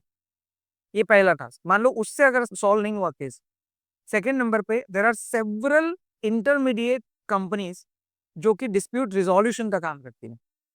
मैं एक एग्जांपल देता हूँ, इट इज अ माह इंटरनेशनल, MAH। ये स्विट्जरलैंड की कंपनी है। आप उनको ये केस दे दो कि ये मेरा पार्टी है, पैसा लेके भागा है, मेरे पास लेजिटिमेट डॉक्यूमेंट्स है, मुझे मेरा पैसा वापस चाहिए। अब माँ इंटरनेशनल ये पूरा केस आपके हाथ में से उसके हाथ में ले लेती है और फिर वो पार्टी को प्रेशराइज करते हैं। मैं गारंटी देता हूँ, अगर माँ ने केस लिया ना तो आपका पैसा पक्का है। तो माँ चार्ज करता है इसके लिए? एब्सोल्युटली, वो 20 to 25% चार्ज लेगा, पर कुछ नहीं आने वाला तो उस साइड बात करिए, ये 75% तो आया मेरा। ये जो डीजीएफटीएस है इसका कितना टाइम लगता है इसको? डीजीएफटी के अंदर आप समझ के चलो 15 to 20 डेज लेता है वो, मतलब यहाँ पे प्रोसेस आगे बढ़ाने के लिए 50-20 डेज में सब कुछ क्लियर हो जाएगा, फिर वो जाएगा सामने वाले कंट्री में।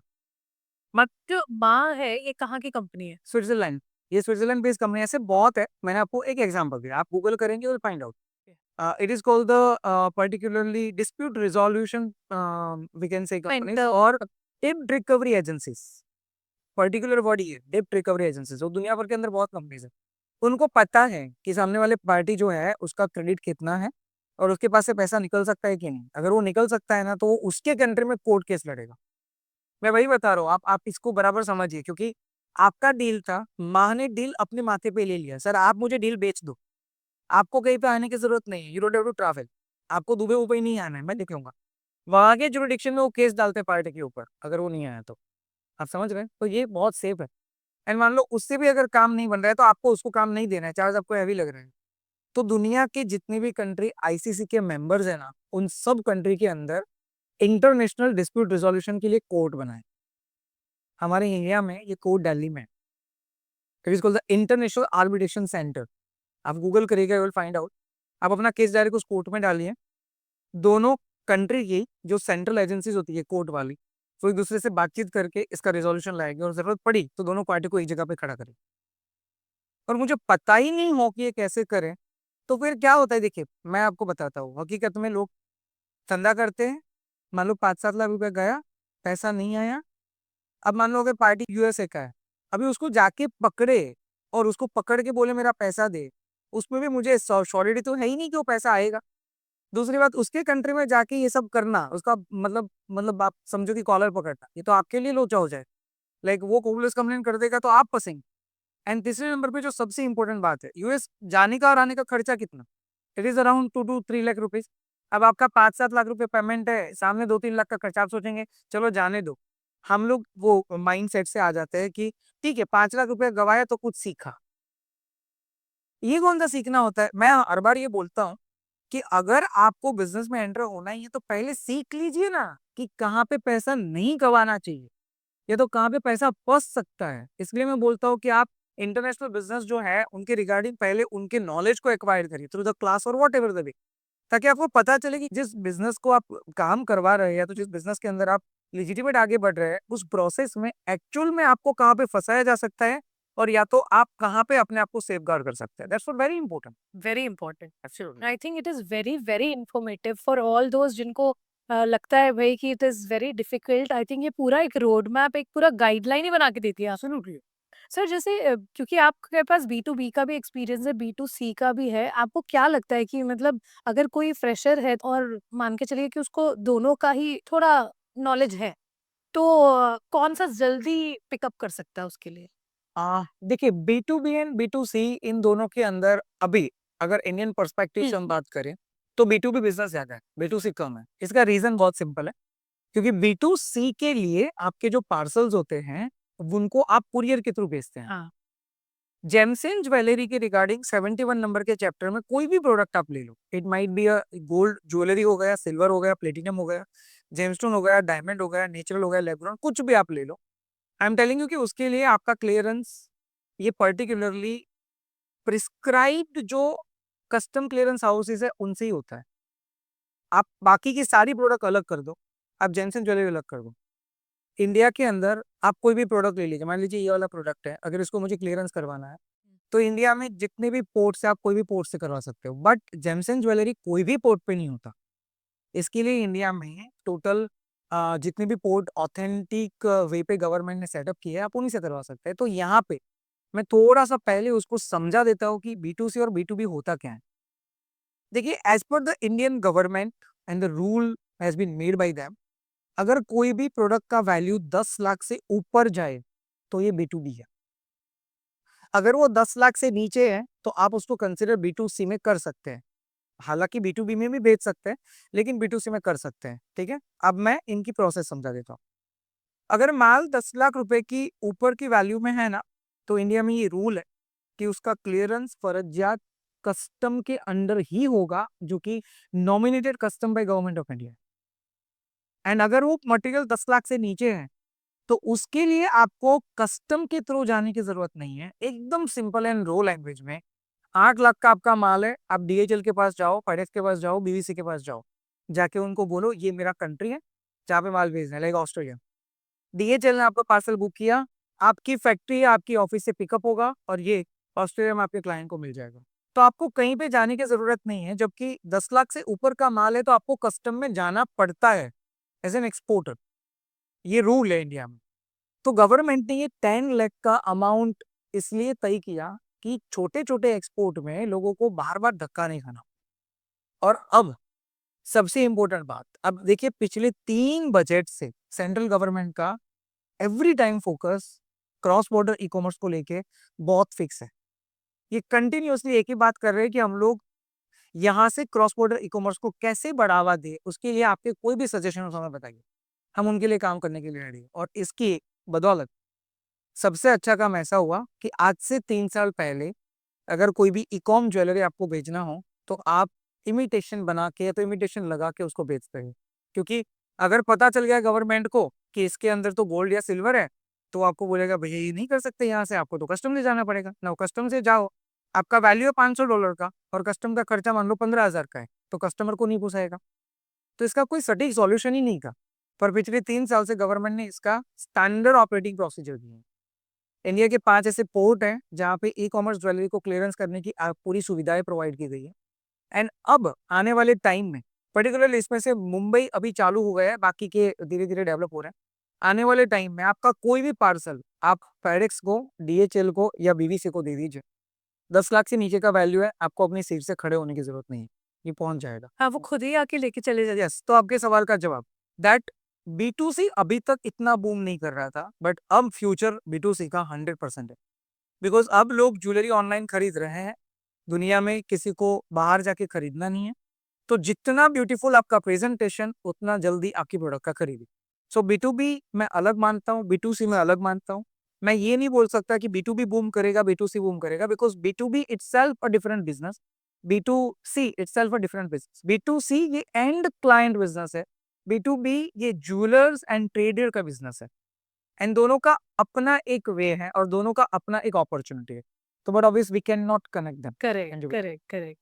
तो आई फील कि बहुत ही इन्फॉर्मेटिव था और डेफिनेटली हमारी जितनी भी ऑडियंसेस हैं जिन्होंने ये शो देखा है, उनको इतना तो समझ में आ गया होगा कि भाई बहुत सारी ऐसी चीज़ें हैं जो हमें नहीं पता है और आज अमित सर के माध्यम से हमें पता चली है।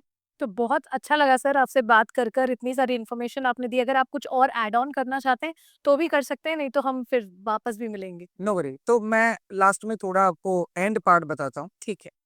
देखिए, हमने ये देख लिया अपॉर्चुनिटी कितनी है, हमने ये देखा हमें क्या प्रिपरेशन की जरूरत है, हमने ये देखा कि लिजिटिमेट प्रोसेस क्या है, हमने ये देखा पेमेंट को कैसे सिक्योर करते हैं। The most important thing is कि यहाँ पे बायर को कैसे जोड़ा जाता है। बिकॉज अगर बायर नहीं होगा तो धंधा नहीं होगा। शुरुआत में करता हूँ, पहले तो बायर की भीख मांगना हम लोगों को बंद करना होगा। फिर आप मुझे बायर दे दो और फिर मैं धंधा करूंगा। बॉस, पूरी दुनिया तुम्हारे बायर से, पर आप एक बार पहले दिखाओ तो सही कि आप देते क्या हो। अगर आप मुझे दिखाएंगे नहीं कि भाई आप क्या बेचते हो, तो मैं आपसे खरीदूं कैसे, अगर मुझे नहीं पता है तो पहली बात ये कि हमें बायर के लिए किसी के पास हाथ फैलाने की जरूरत नहीं है। मैं आपको 2-3 सिंपल एग्जांपल से बायर को कैसे कनेक्ट करना है उसकी बात बताता हूँ। वैसे मैं पर्टिकुलरली ऐसे 21-22 रास्ते हैं जो हम कोर्स के अंदर ये समझाते हैं, और बट ऑब्वियस उनके थ्रू आप इसका आइडिया ले पाएंगे। लेकिन 2-3 बातें, दुनिया की कोई भी कंट्री में ज्वेलरी का मार्केट तो होगा। उस पर्टिकुलर कंट्री में मार्केट है तो उसके शो भी होंगे, जैसे इंडिया में ज्वेलरी शो होते हैं। अब पकड़ के चलो कि आपका एक कंट्री टारगेटेड इज द लातीविया। लातीविया के अंदर अगर कोई भी लोकल शो हो रहा है, उस लोकल शो में पार्टिसिपेट करने वाले एग्जीबिटर्स का आप डेटा निकालो फ्रॉम द वेबसाइट 10times.com। मैं आपको ये भी बता देता हूँ। आप लिखो gems and jewellery show and फिर उसमें लातीविया क्लिक करो, you will find out all the shows over there. आप उस शो के एग्जीबिटर का डेटा उनकी ऑफिशियल वेबसाइट से लो और इन एग्जीबिटर्स को कनेक्ट करो। बॉस, ये वो लोग हैं जो इस फील्ड से बिलोंग करते हैं, जिन्होंने पैसा देके एक स्टॉल बुक करवाया है, और जो पर्टिकुलरली मैन्युफैक्चरिंग नहीं करते हैं, ये आपके लिए सीधे बायर्स हैं। आप ये दुनिया के कोई भी कोने के लिए कर सकते हैं। दूसरे नंबर पे इंडियन एम्बेसी, जिनके बारे में हमें बहुत सारी चीजें नहीं पता है। आप इंडियन एम्बेसी को कनेक्ट करो और प्रॉपर मेल उनको ड्राफ्ट करके दो, क्योंकि ये इंडियन एम्बेसी है। Hey my friend, give me the data, ऐसे नहीं होता। आप उसको बोलो कि आप कौन हो, आपके डॉक्यूमेंट्स क्या हैं, आपकी लिजिटिमेट चीजें क्या हैं। अगर उनको सब समझ में आता है तो बड़ा ऑब्वियस ये बायर का सीधा लिस्ट आपको प्रोवाइड करते हैं, और वो भी ऑथेंटिकेट वहां के जो एसोसिएशंस होते हैं उनके साथ जुड़े हुए लोगों का। It's that much simple. Third number पे आप पर्टिकुलर मैनर में कोई भी कंट्री की B2B वेबसाइट को कनेक्ट करो। आई एम टॉकिंग कोई भी कंट्री की B2B। It is not about Alibaba, it is not about trade India और India Mart. No, I am talking, मान लो कि अगर आप जापान की बात कर रहे हो तो जापान का एक अपना पर्टिकुलर B2B है, it is called the Rakuten. आप राकुटेन ओपन करो और ऊपर जाके लिखो ज्वेलरी। आप ज्वेलरी लिख के फिर आप चेक करो कितने लोगों का डेटा है ज्वेलरी में। अब बॉस, इटसेल्फ जापान प्रोडक्ट बनाता नहीं है इतना, ये तो इंपोर्ट करते हैं। आप उसमें जितने ज्वेलर्स को कनेक्ट कर रहे हैं ना, ये सारे वो लोग हैं जो ज्वेलरी बिजनेस के साथ जुड़े हैं। करो चालू उसको कनेक्ट करना, और ऑटोमेटिकली आप अपना मार्केट जो देख पाएंगे। बायर ढूंढना मैं बिल्कुल नहीं मानता हूँ कि बड़ी बात है, लेकिन कॉन्सेंट्रेशन दो चीजों पे। एक तो पूरी दुनिया को बेचने की कोशिश ना करें, क्योंकि हर एक जगह पे हर एक चीज नहीं बिकती। मैंने आपको बताया कि अलग अलग कंट्री के हिसाब से उनकी रिक्वायरमेंट अलग है। अगर मान लो कि मैं किसी एक क्लस्टर को फोकस करता हूँ ना, तो क्लस्टर में मैं प्रोडक्ट को बेच के बहुत सारा काम कर सकता हूँ। Example, far east, Malaysia, Vietnam, Philippines, China, South Korea, Japan, अभी कंट्रीज ले लो। इन सब का चॉइस ना ज्वेलरी में ऑलमोस्ट सेम है। ये क्लस्टर होता है। अगर आपने प्रोडक्ट जापान में बेचा ना, तो ये product automatically Singapore, Malaysia, Philippines, Indonesia में चलेगा, क्योंकि इनका चॉइस समान है, क्योंकि क्लस्टर के हिसाब से उनका कल्चर समान है ना। आप उस तरह से पकड़ो यूरोपियन कंट्रीज, 27 कंट्री है लेकिन कल्चर ऑलमोस्ट आपको सेम दिखे। आप अमेरिकन कंट्रीज पकड़ो, कनाडा, मैक्सिको एंड यूएसए, आपको कल्चर सेम दिखेगा। आप यहाँ पे पकड़ो Asian, India, Pakistan, Indonesia, Sri Lanka, Nepal, Bangladesh, same. अब अफ्रीकन पकड़ो, 54 countries, you will find out same. So ये कल्चर होता है। अगर आप किसी एक क्लस्टर के हिसाब से कल्चर पकड़ो और उसके हिसाब से प्रोडक्ट बना के बेचो, बस तुमको उस मार्केट से आगे दूसरे मार्केट में जाने की जरूरत नहीं है, तुम उसी मार्केट में करोड़पति बन जाओ। पर सर मान के चलिए ये जो प्रिपरेशन है ये सामने वाले ने भी उतनी ही करी है तो आपके लिए तो कंपटीशन बढ़ जाएगा ना फिर। कि सामने वाला कौन? मान के चलिए दूसरा कोई है जो एक्सपोर्टर। तो मैं इस बात का जवाब थोड़ा मौखिक वे पे देना चाहूंगा, दैट बच्चा जब पैदा होता है तभी माँ बाप को पता होता है ना कि ये रेस में पैदा हुआ है, तो हम बच्चे क्यों पैदा करते हैं, ये मैं जनरली पूछता हूँ। तो कि सिंपल, देखिए, ये आपको नहीं पता है कि आपकी कंपटीशन में कौन है। आप इतना सोचो कि आपकी कंपटीशन में कोई भी हो, आप पर्टिकुलर उस कंपटीशन में अव्वल नंबर पे रहेंगे। अब कैसे, ये आप तय करो। आज की डेट में मैं अगर कुछ भी काम करता हूँ तो मेरा फोकस ये होता है मेरा क्लाइंट मेरे से कैसे खुश रहे। उसको 50 लोग कनेक्ट करने वाले होंगे तो कोई बात नहीं, पर मैं अपनी कमिटमेंट को फॉलो करूंगा और उस कमिटमेंट के बेस पे मैं अपने क्लाइंट को बचा के रखूंगा। कल उसके क्लाइंट गया भी तो बट ऑब्वियस मुझे उससे शौक नहीं व्यक्त करना है, मुझे अपना काम और प्रिसाइज करना है ताकि अगला क्लाइंट ना जाए। And that's what my task. अगर मैं ये कर लेता हूँ तो मैं बड़ा बन सकता हूँ, अगर मैं नहीं कर सकता तो मेरे सर्वाइवल का कोई चांस नहीं। और इसलिए मैं बोलता हूँ कि ये जरूरी नहीं है कि सब कोई सफल होता है। जरूरी ये है कि आप कमिटमेंट को कैसे फॉलो करते हैं, बेस्ड ऑन दैट आपकी सफलता है इंटरनेशनल बिजनेस में। ये सबके लिए नहीं है, it is not a cup of T of all. ये उनके लिए जो परसिस्टेंस, पेशेंस और पेशनेट होके काम करेंगे। अब समझिए, अगर वो पेशेंस भी नहीं है तो बट ऑब्वियसली काम नहीं होने वाला है। So that's for very important. So ये मैंने बताया बायर फाइंडिंग के लिए कि ये कोई बड़ी बात नहीं है। एंड अब मैं आता हूँ एक और चीज पे जहाँ पे बात करते हैं लिजिटिमेट डॉक्यूमेंटेशन। देखिए, एक्सपोर्ट के बिजनेस में डॉक्यूमेंटेशन का अपने आप में इसलिए महत्व है क्योंकि कभी ऐसा हुआ कि सामने वाले कंट्री में आपने डॉक्यूमेंट भेजा और आपने इंडियन बिजनेस माइंडसेट से चलेगा क्या फर्क पड़ता है जाने दो, ऐसा कुछ सोच के डॉक्यूमेंट को भेज दिया।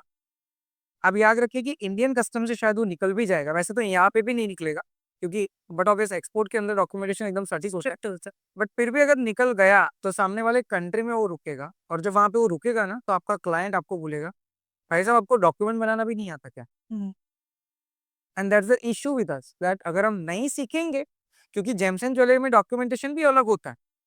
यहाँ पे अगर आप मान लो गोल्ड ज्वेलरी का आप एक्सपोर्ट कर रहे हैं, you have to give everything about the jewellery first, that ये गोल्ड कहाँ से आया, ये एक्सपोर्ट ओरिएंटेड है कि नहीं। अगर एक्सपोर्ट ओरिएंटेड है तो व्हाट ऑफ इस गवर्नमेंट बेनिफिट्स आपको कितने मिलते हैं, even in that case maximum value addition कितना, मिनिमम वैल्यू एडिशन के तौर पे, और मैक्सिमम वेस्टेज कितना बना सकते हो, ये भी गवर्नमेंट ने डिसाइड की हुई चीजें हैं। आप उससे बाहर नहीं जा सकते। ये लिजिटिमेट चीजें जब तक नहीं सीखेंगे तब तक हम बिजनेस को बट ऑब्वियस प्रॉपर मैनर में कर ही नहीं पाएंगे। And so I am always saying that boss, when you are entering into the international business ना, प्लीज पहले अपनी तैयारियां और नॉलेज को पक्का करें। अगर एक बार ये हो गया, आपको कोई रोक नहीं सकता, आप लिख के ले लो।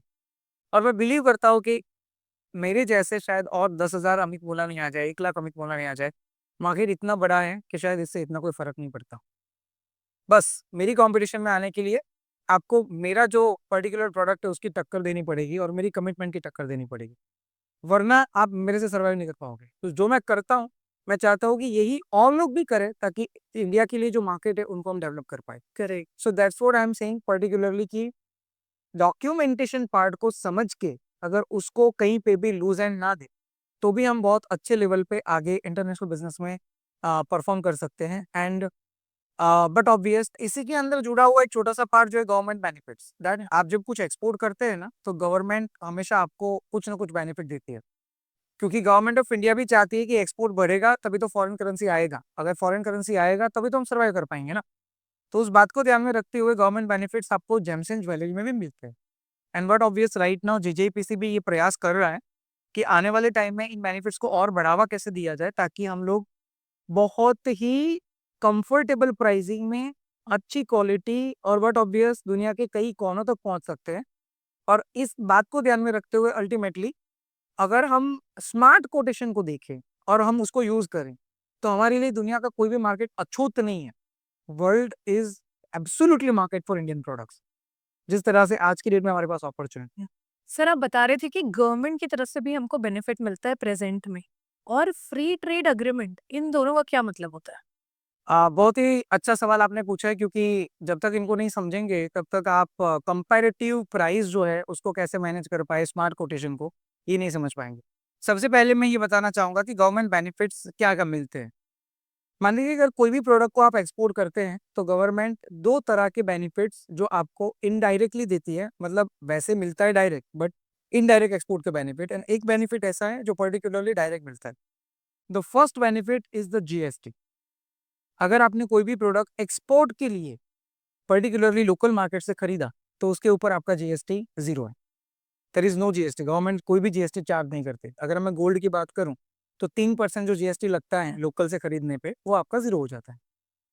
सेकेंड नंबर का बेनिफिट, उसी एक्सपोर्ट इनवॉइस पे आपको गवर्नमेंट ड्यूटी ड्रॉबैक देती है। आज की डेट में अगर ड्यूटी ड्रॉबैक की बात करें तो गोल्ड के ऊपर पर ग्राम 335 रुपया है, जबकि सिल्वर के अंदर पर किलोग्राम ये अराउंड 4468 रुपया है। तो ये आपका डायरेक्ट बेनिफिट, वही कहाँ पे मिलता है मैं आपको आगे बताता हूँ। एंड बट ऑब्वियस तीसरे नंबर पे आता है RoDTEP, it is called the remission of the duties and taxes levied on the exportable product. But ये अल्टीमेटली जो बेनिफिट है वो आपको अभी 0.01 मिल रहा है, it is nothing right now, because obviously 0.01 मतलब आपकी 1 करोड़ रुपये इनवॉइस पे ही 1000 रुपया हुआ। पर जीजेपीसी ये प्रयास कर रही है कि इसको कैसे बढ़ाया जाए, ताकि जो भी हम लोग इंटरनेशनल मार्केट के अंदर काम कर रहे हैं उसको हमें कंपेरेटिव प्राइस के अंदर लेके जा पाए और उसका बेनिफिट दे पाए।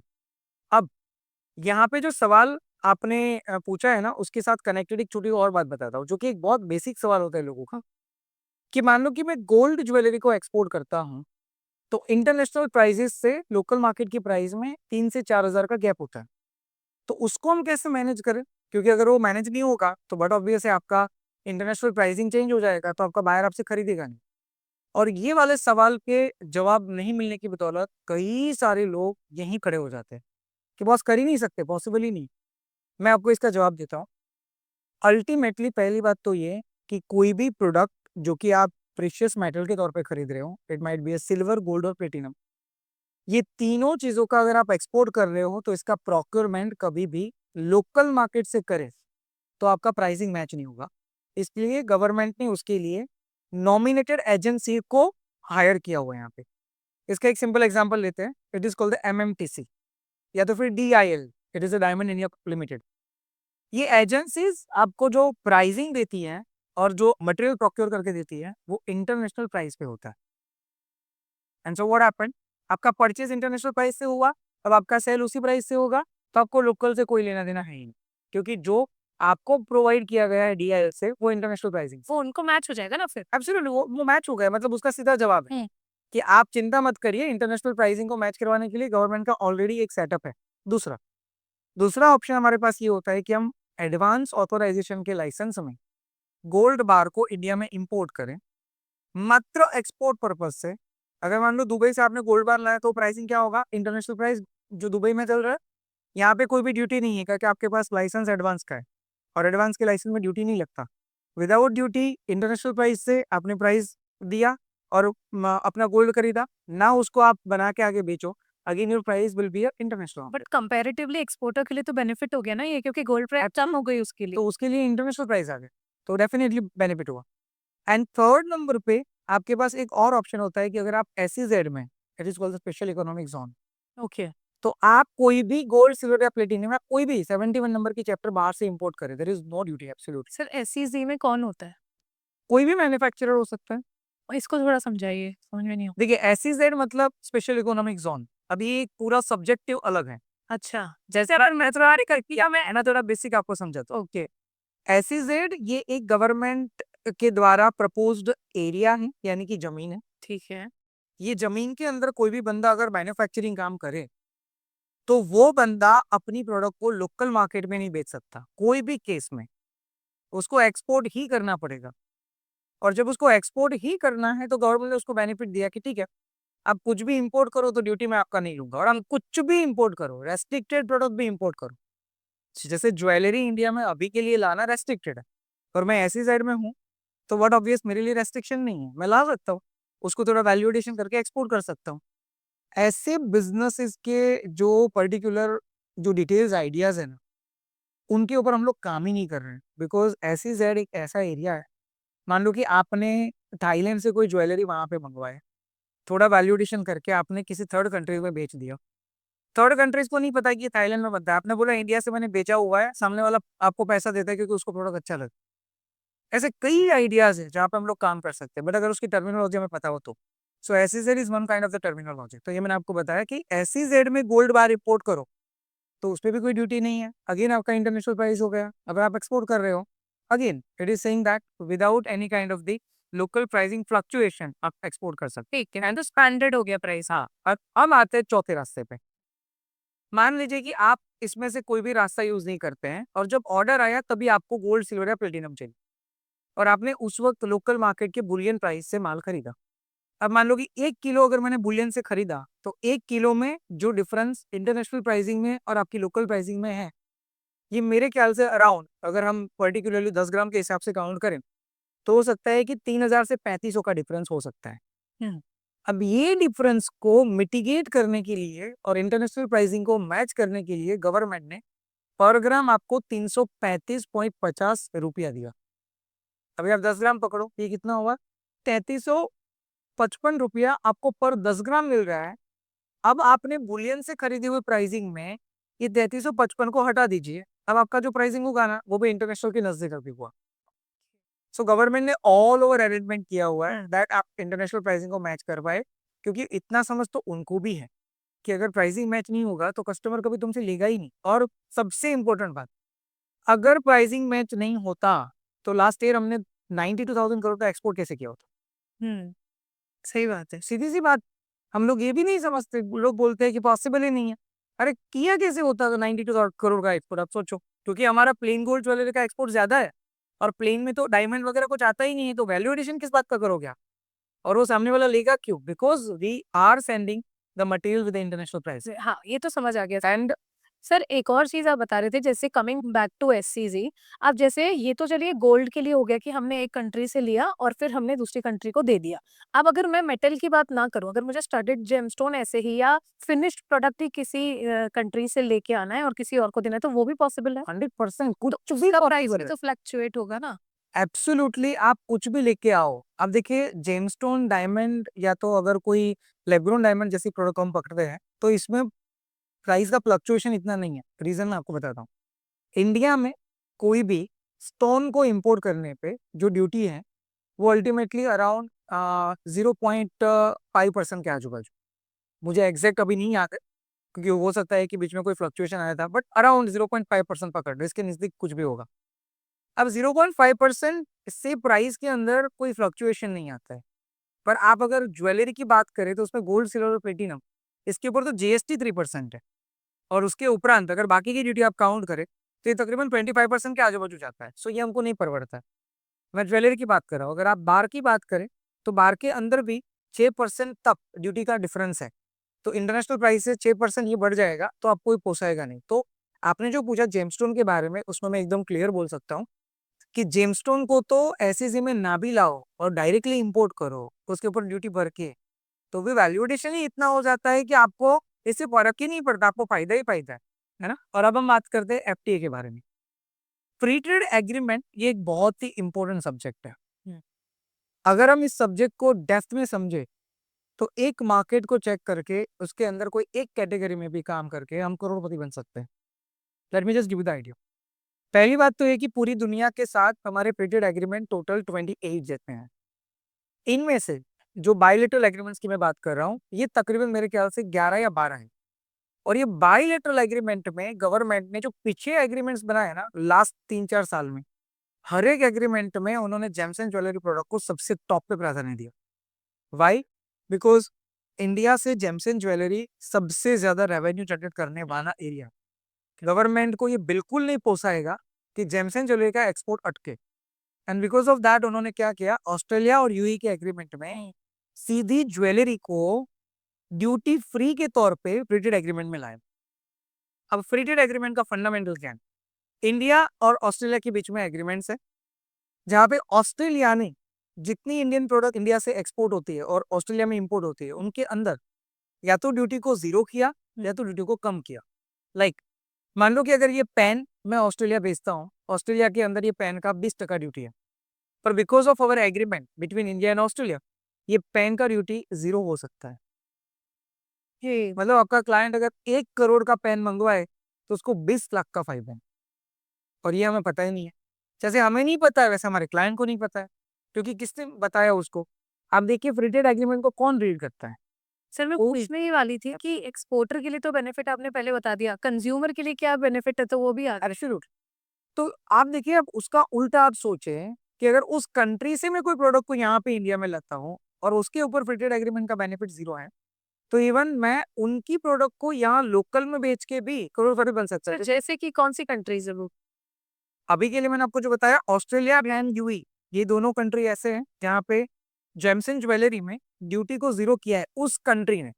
इसके साथ साथ आप जापान को जोड़ दीजिए, ये भी इसके अंदर इंक्लूड है। रिसेंटली और एग्रीमेंट हमारे ईएफटीए में हुए जहाँ पे लिechtenstein है, साथ में स्विट्जरलैंड है। इसके अलावा इसमें नॉर्वे एंड आइसलैंड इंक्लूड है। आप इनमें से कोई भी कंट्री में एक्सपोर्ट करें jewellery, the duty will be zero. और सबसे इंपॉर्टेंट बात, गवर्नमेंट ऑफ इंडिया, आप अगर न्यूज देख रहे हैं तो देखिए पिछले 2 साल से स्ट्रेटेजिकली ये 4 ऐसे कंट्रीज हैं जिनके अंदर कंप्लीटली अपने एग्रीमेंट को लेके आगे बढ़ रहे हैं। The first one USA. अब देखिए रिसेंटली प्राइम मिनिस्टर की विजिट के दौरान भी हमारी ट्रेड एग्रीमेंट पे बात हुई। सेकेंड नंबर पे यूरोपियन यूनियन। यूरोपियन यूनियन के कितने कंट्रीज हैं? It is 27। इनमें से 4 कंट्री के साथ हमारा एग्रीमेंट हुआ, बट पूरे यूरोपियन यूनियन के साथ नहीं। We are moving further. Third number पे यूके, जो कि हमारा एक बहुत बड़ा स्ट्रेटेजिक पार्टनर है। अगर ये एग्रीमेंट में आता है तो हमें जेम्स एंड ज्वेलरी में बहुत बड़ा फायदा होगा। चौथे नंबर पे इट इज कनाडा। बीच में टर्मोइल हुआ तो थोड़ा बदला, लेकिन अभी वापस वो ट्रैक पे आएगा क्योंकि वहां पे भी अब इलेक्शंस है। एंड पांचवें नंबर पे it is Qatar. Again it is a huge market for the gems and jewellery. Free trade agreement होगा तो सामने वाले को ड्यूटी जीरो। और ऐसे बहुत ही स्ट्रेटेजिक वे पे हम लोग उन कंट्रीज के साथ एग्रीमेंट कर रहे हैं जहाँ पे चाइना के एग्रीमेंट नहीं। एंड ये उसी की बदौलत हो रहा है क्योंकि अब दुनिया चाइना से दूर जाना चाहती है और किसी और कंट्री से लेना चाहती है। इंडिया इसके अंदर सबसे टॉप पे आता है, पर क्या हम लोग चाइना के सामने वो कंपैटिबिलिटी खड़ी करने में सक्षम है? ये सवाल अब हमसे है। करेक्ट। गवर्नमेंट तो एक्सपोर्ट को बढ़ावा देने के लिए अपना 100% दे रही है, लेकिन हम क्या कर रहे हैं? हम उसका बेनिफिट ले पा रहे हैं? एब्सोल्युटली। तो बड़ा ऑब्वियस कल उठ के एक्सपोर्ट के अंदर जो जरूरी चीजें हैं, क्वालिटी को ध्यान देना, टाइमली डिलीवरी करना, गलत जगह पे गलत आंसर कभी भी नहीं होना चाहिए, जो बातें बोले वो सही सही बताए, और आप अपना प्रेजेंटेशन रेडी करें, पेमेंट हम दे, हाँ पेमेंट सेफ पेमेंट में काम करें, ये सारी बातें हमारी ओर से होती है क्योंकि मैं एक्सपोर्टर हूँ। गवर्नमेंट आपको इंडिविजुअल बोलने नहीं आए, गवर्नमेंट ने अपना रोड मैप तैयार किया, वो बोल रहे हैं सर हम आपके लिए रोड बना के दे रहे हैं, अभी आपके पास गाड़ी कौन सा है, क्या वैगनआर चलाओगे इसके ऊपर, या फिर आप इसके ऊपर मान लो कि कोई फास्टेस्ट कार ले लो, लैम्बोर्गिनी चलाओगे ना, आप लैम्बोर्गिनी है या नहीं है वो आप तय करो, मैंने रोड बना के दिया लैम्बोर्गिनी के लिए। सो लैम्बोर्गिनी मीन्स व्हाट कि you are following all the commitments जो आप इंटरनेशनल बिजनेस में देते हो। अगर ये होगा तो धंधा सामने से आएगा, ढूंढना नहीं पड़ेगा, ये मेरा बिलीफ है। क्योंकि हम लोग एक्सपोर्ट में पिछले 12 सालों से इन्हीं बातों को ध्यान में रखते हुए एक्सपोर्ट के अंदर आगे बढ़ रहे हैं। सो फ्री ट्रेड एग्रीमेंट के थ्रू भी एक मार्केट को पकड़ के अगर हम ध्यान दें तो बहुत सारा काम कर सकते हैं। जेम्स एंड ज्वेलरी तो ठीक है, अब जनरल प्रोडक्ट में देखो लाखों प्रोडक्ट्स हैं जिनके अंदर अगर आप एक सिंगल प्रोडक्ट को भी पकड़े ना, तो फ्री ट्रेड एग्रीमेंट में सामने वालों को ड्यूटी जीरो हो जाता है। चाइना से इंपोर्ट करे तो 20% ड्यूटी, इंडिया से इंपोर्ट करे तो जीरो। एंड इसका एक और बेनिफिट मैं आपको बताता हूँ। मान लो आपका किसी कंट्री के साथ फ्री ट्रेड एग्रीमेंट है जहाँ पे ड्यूटी जीरो हुआ, और उसका किसी और कंट्री के साथ फ्री ट्रेड एग्रीमेंट है जहाँ पे उसका ड्यूटी जीरो है। अगर आप इसको री एक्सपोर्ट करें ना, तो वो थर्ड पार्टी कंट्रीज में भी ड्यूटी जीरो हो सकता है। एग्जाम्पल, मान लो कि इंडिया से मैं अगर मोरक्को एक्सपोर्ट करता हूँ ज्वेलरी का, तो मोरक्को के अंदर मेरी ज्वेलरी के ऊपर मान लो एग्जाम्पल, मुझे नहीं पता है बट एग्जाम्पल, 15% ड्यूटी है। ठीक है, तो मैं 1 करोड़ का एक्सपोर्ट करूंगा तो 15 लाख भरना पड़ेगा मेरे बायर को। पर मुझे ये पता है कि यूएई का मोरक्को के साथ एग्रीमेंट है जहाँ पे ड्यूटी जीरो है। तो मुझे इतना पता चल गया ना कि अगर यूएई से कंसाइनमेंट गया मोरक्को तो ड्यूटी से नहीं उतारना पड़ेगा उसको। तो मैं ये चेक करता हूँ कि क्या यूएई के साथ मेरे एग्रीमेंट है, एंड मुझे पता चला यस है, तो मैंने कहा कि यहाँ पे कंसाइन यूएई भेजा, फिर वहां से मोरक्को फ्री ट्रेड जोन में जहाँ पे मेरी कंपनी है, और मेरी कंपनी ने थोड़ा वैल्यूडेशन करके उसको भेजा मोरक्को। ओके, 15 लाख उसका बचा, सामने वो मेरे लिए परमानेंट क्लाइंट हो गया। और कई बार क्लाइंट को ये नहीं पता होता है, because I have talk with many clients, कई बार वो बोलते हैं हो ही नहीं सकता फ्री ट्रेड एग्रीमेंट का, ऐसा कोई बेनिफिट होता ही नहीं। एंड आई वाज लाइक ठीक है, अब एक बार कंसाइनमेंट करके देखो, मैं देता हूँ ना। तो ऐसी कई बातें हैं अगर जिनको हम समझे। थिंक सर बहुत इसमें ना बहुत वाइड टॉपिक है ये in terms of documentations in terms of strategy in terms of every other aspect, तो इसीलिए इसलिए डर जाते हैं लोग। इसीलिए मैं आपको बताता हूँ कि देखिए ये जो पूरा जेम्स एंड ज्वेलरी है ना, ये एक सब्जेक्ट अलग है जनरल प्रोडक्ट कैटेगरी से। क्योंकि इनके अंदर जितनी भी चीजें डेटा स्टडी के तौर पे हो, प्रिपरेशन के तौर पे हो, डॉक्यूमेंट के तौर पे हो, गवर्नमेंट बेनिफिट के तौर पे, प्रोक्योरमेंट ऑफ द ज्वेलरी और वैसे जेमस्टोन और डायमंड्स हो, रफ डायमंड वगैरह कुछ भी आप ले लो, इन सबका प्रोसेस जनरल प्रोडक्ट से इसलिए डिफरेंट है क्योंकि गेहूं को मुझे खरीदना है तो मैं मंडी में चला जाके जाऊंगा और खरीद लूंगा, पर ये वो प्रोडक्ट है जिनके अंदर खरीदने से पहले भी आपको प्राइसिंग चेक करना पड़ता है। और उसी बात को ध्यान में रखते हुए आप देखिए, जीजेपीसी ने मुझे 2022 में कनेक्ट किया था कि जनरल प्रोडक्ट के ऊपर कोर्स देने वाले तो बहुत लोग हैं, पर जेम्स एंड ज्वेलरी में कोई नहीं है। तो उन्होंने मुझे ये इंसिस्ट किया था कि अगर आप कुछ कर सकते हैं तो देखिए। और मैंने फिर बट ऑफिस इसके ऊपर वर्कआउट किया 6 महीना, मेरी टीम ने इसमें बहुत मेहनत किया, और 6 महीने के बाद ultimately we came up with the one foolproof course कि जो जेम्स एंड ज्वेलरी ओरिएंटेड है ऑनली। एंड इसी को बात करते हुए मैं आपको बता रहा था कि 2022 से अभी तक हमने बहुत सारे ऐसे सेशंस किए हैं जहाँ पे इन सब्जेक्ट को डिटेल में कैसे समझे और आगे बढ़े उसकी रिगार्डिंग हमने वीकेंड से पूरे के पूरे सेशंस किए हैं 2 दिन के।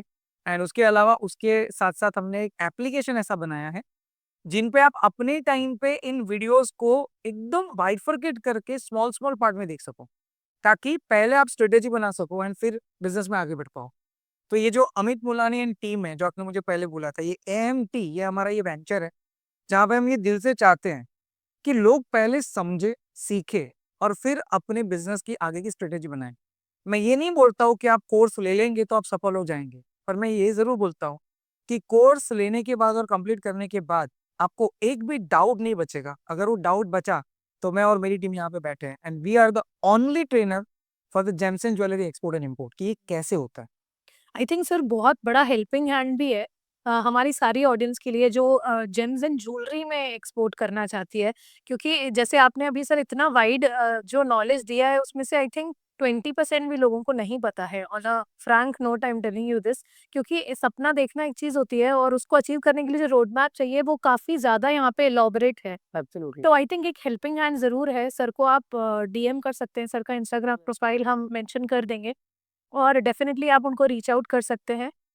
सूरत में आई थिंक ऑफ़िस है सर आपका, और ऑनलाइन भी right now in Surat, but online भी आप कनेक्ट कर सकते हैं सर, कि वेब कोर्सेज़ भी चल। यस, बहुत सारी जगह पे हम हैं। हाँ, सो सारी डिटेल्स जो है वो हम नीचे कैप्शन में डाल देंगे, तो बिल्कुल। आप बिल्कुल कनेक्ट बिल्कुल, आप डिस्क्रिप्शन में सब देख सकते हैं, और कोई भी अगर आपको डाउट है या आप भी चाहते हैं एक अच्छा एक्सपोर्टर बनना, तो मुझे यकीन है कि ये वाला आज का एपिसोड आपको बहुत-बहुत बेनिफिशियल लगा होगा, बहुत फ़ायदेमंद है आप सबके लिए। और अगर इसके बाद भी अगर आपको लगता है कि एक थॉरो आपको कोर्स करना चाहिए, या अगर आप थोड़ा और अच्छे से ट्रेन हो सकते हैं, तो there is nobody better than the exporter, importer, business trainer here, mister Amit Mulani. तो आप बिल्कुल इनसे जुड़ सकते हैं। आज का पॉडकास्ट डेफ़िनेटली एक आई ओपनर था। एक छोटी-सी बात माफ़ बिल्कुल। के पहले कि मैं ये भी इंसिस्ट करूँगा आपसे कि मैंने आपके बहुत सारे पॉडकास्ट देखे हैं हाँ, और मुझे बहुत अच्छा लगा जिस तरह से आप सब्जेक्ट की डेप्थ को पकड़ के क्वेश्चन पूछते हैं। तो बड़ा ऑब्वियस है, मैं इंसिस्ट करूँगा कि आप एक बार मेरी टीम से मयूर भाई और मेहुल से एक बार पॉडकास्ट में बिल्कुल उसको इनवाइट करिए और उसको बिल्कुल। बिकॉज़ उन्होंने पिछले सालों में हुँ, इस बिज़नेस को खुद से किया है। ओके। ये आपको और डिटेल में ये बता सकते हैं कि हाँ, क्लाइंट अप्रोच क्या होता है, क्लाइंट की रिक्वायरमेंट क्या होती है, क्लाइंट की रिक्वायरमेंट को समझते वक़्त आपको कैसे बात करनी चाहिए। कई तो ऐसे केसेस हैं जहाँ पे क्लाइंट ये बोलता है कि boss, India is not compatible for export when I am talking James and jewellery. ये क्लाइंट ने बोले हुए शब्द हैं। और ये क्लाइंट कब बोलता है? जब इंडियंस ही धंधा करने के लिए गलत कमिटमेंट करके क्लाइंट को चीट करते हैं। तो मेरी एक विनती है हाथ जोड़ के, ये मत करिए प्लीज़, क्योंकि इससे आपका नाम तो खराब होता है, ये कंट्री का नाम बहुत खराब होता है। अब मान लो कोई अच्छे से बिज़नेस करना चाहता है और अगर कंट्री का नाम खराब हुआ, तो सामने वाला बंदा धंधा ही नहीं करेगा। तो ऐसी बातें जहाँ पे हमने ऐसा देखा कि क्लाइंट ने ऐसा बोला हो कि इंडिया इज़ नॉट कंपैटिबल और इन लोगों ने उन क्लाइंट को कन्वर्ट करके उनसे उनके पास से लाख डॉलर से ऊपर का धंधा किया हो। ओके, सो ऑब्वियसली ऐसे जो क्लाइंट है उनको कैसे कन्विंस किया जाता है, ये बिल्कुल। प्रैक्टिकली इनसे पता चलेगा। So I am requesting you. Sure, sure. तो कस्टमर ओरिएंटेड जो एक अप्रोच होनी चाहिए, जो स्ट्रैटेजीज़ होगी, उसके बारे में भी हम डिटेल में बात करेंगे। आज का जो पॉडकास्ट था पूरा डिटेल में हमने एक्सपोर्ट के बारे में बात करी, जेम्स एंड ज्वेलरी की। लेकिन बहुत जल्दी हम लौटेंगे पार्ट 2 में, जिसमें हम बात करेंगे कि जब हम रियल टाइम ज्वेलरी एक्सपोर्ट की बात करते हैं तो उसमें क्या-क्या चीज़ें हैं। मेहुल भाई से मिलवाएँगे, और बाकी जो इनकी पूरी टीम है, सारी ही बहुत एजुकेटेड है, बहुत टैलेंटेड है, और आई एम श्योर कि आपका भी जो एक बिज़नेस सेटअप है वो तो ये लोग करा ही देंगे थ्रू पॉडकास्ट। Absolutely, absolutely. तो मुझे भी ऐसा लग रहा है कि हाँ यार, एक्सपोर्ट तो करना चाहिए। कोई प्रॉब्लम आएगा तो सर है ना, पूछ लेंगे करके। एब्सोल्युटली, और ये जो आप लास्ट में बताया ना कि कोई प्रॉब्लम आए तो हम हैं, बिल्कुल हम हैं। आप कोर्स करें या ना करें, कोई चिंता नहीं है। आप हमें कनेक्ट कर सकते हैं। We have the team of 5 people, Keyur भी है और प्रतीक भी है। तो but obvious we are here to help the people. अगर मैं कर सकता हूँ, तो आप क्यों नहीं? बिल्कुल। तो इसी नोट के साथ आज का पॉडकास्ट यहाँ पे ख़त्म करते हैं, लेकिन फिर से आएँगे। ये जो आई एम श्योर एक्सपोर्ट का ये जो पूरा आपको एक रोड मैप मिला है, ये बहुत बेनिफिशियल है, और इसके साथ भी बहुत सारी चीज़ें जो बची हुई हैं, तो उसके बारे में भी हम चर्चा करेंगे। फिलहाल के लिए thank you. Like, share, subscribe करना मत भूलिए। बहुत सारा प्यार मिलता है आपकी तरफ से, तो कुछ इन्फॉर्मेटिव इस बार करने की कोशिश करिए। तो थैंक यू सो मच। फिर से लौटेंगे। Thank you so much.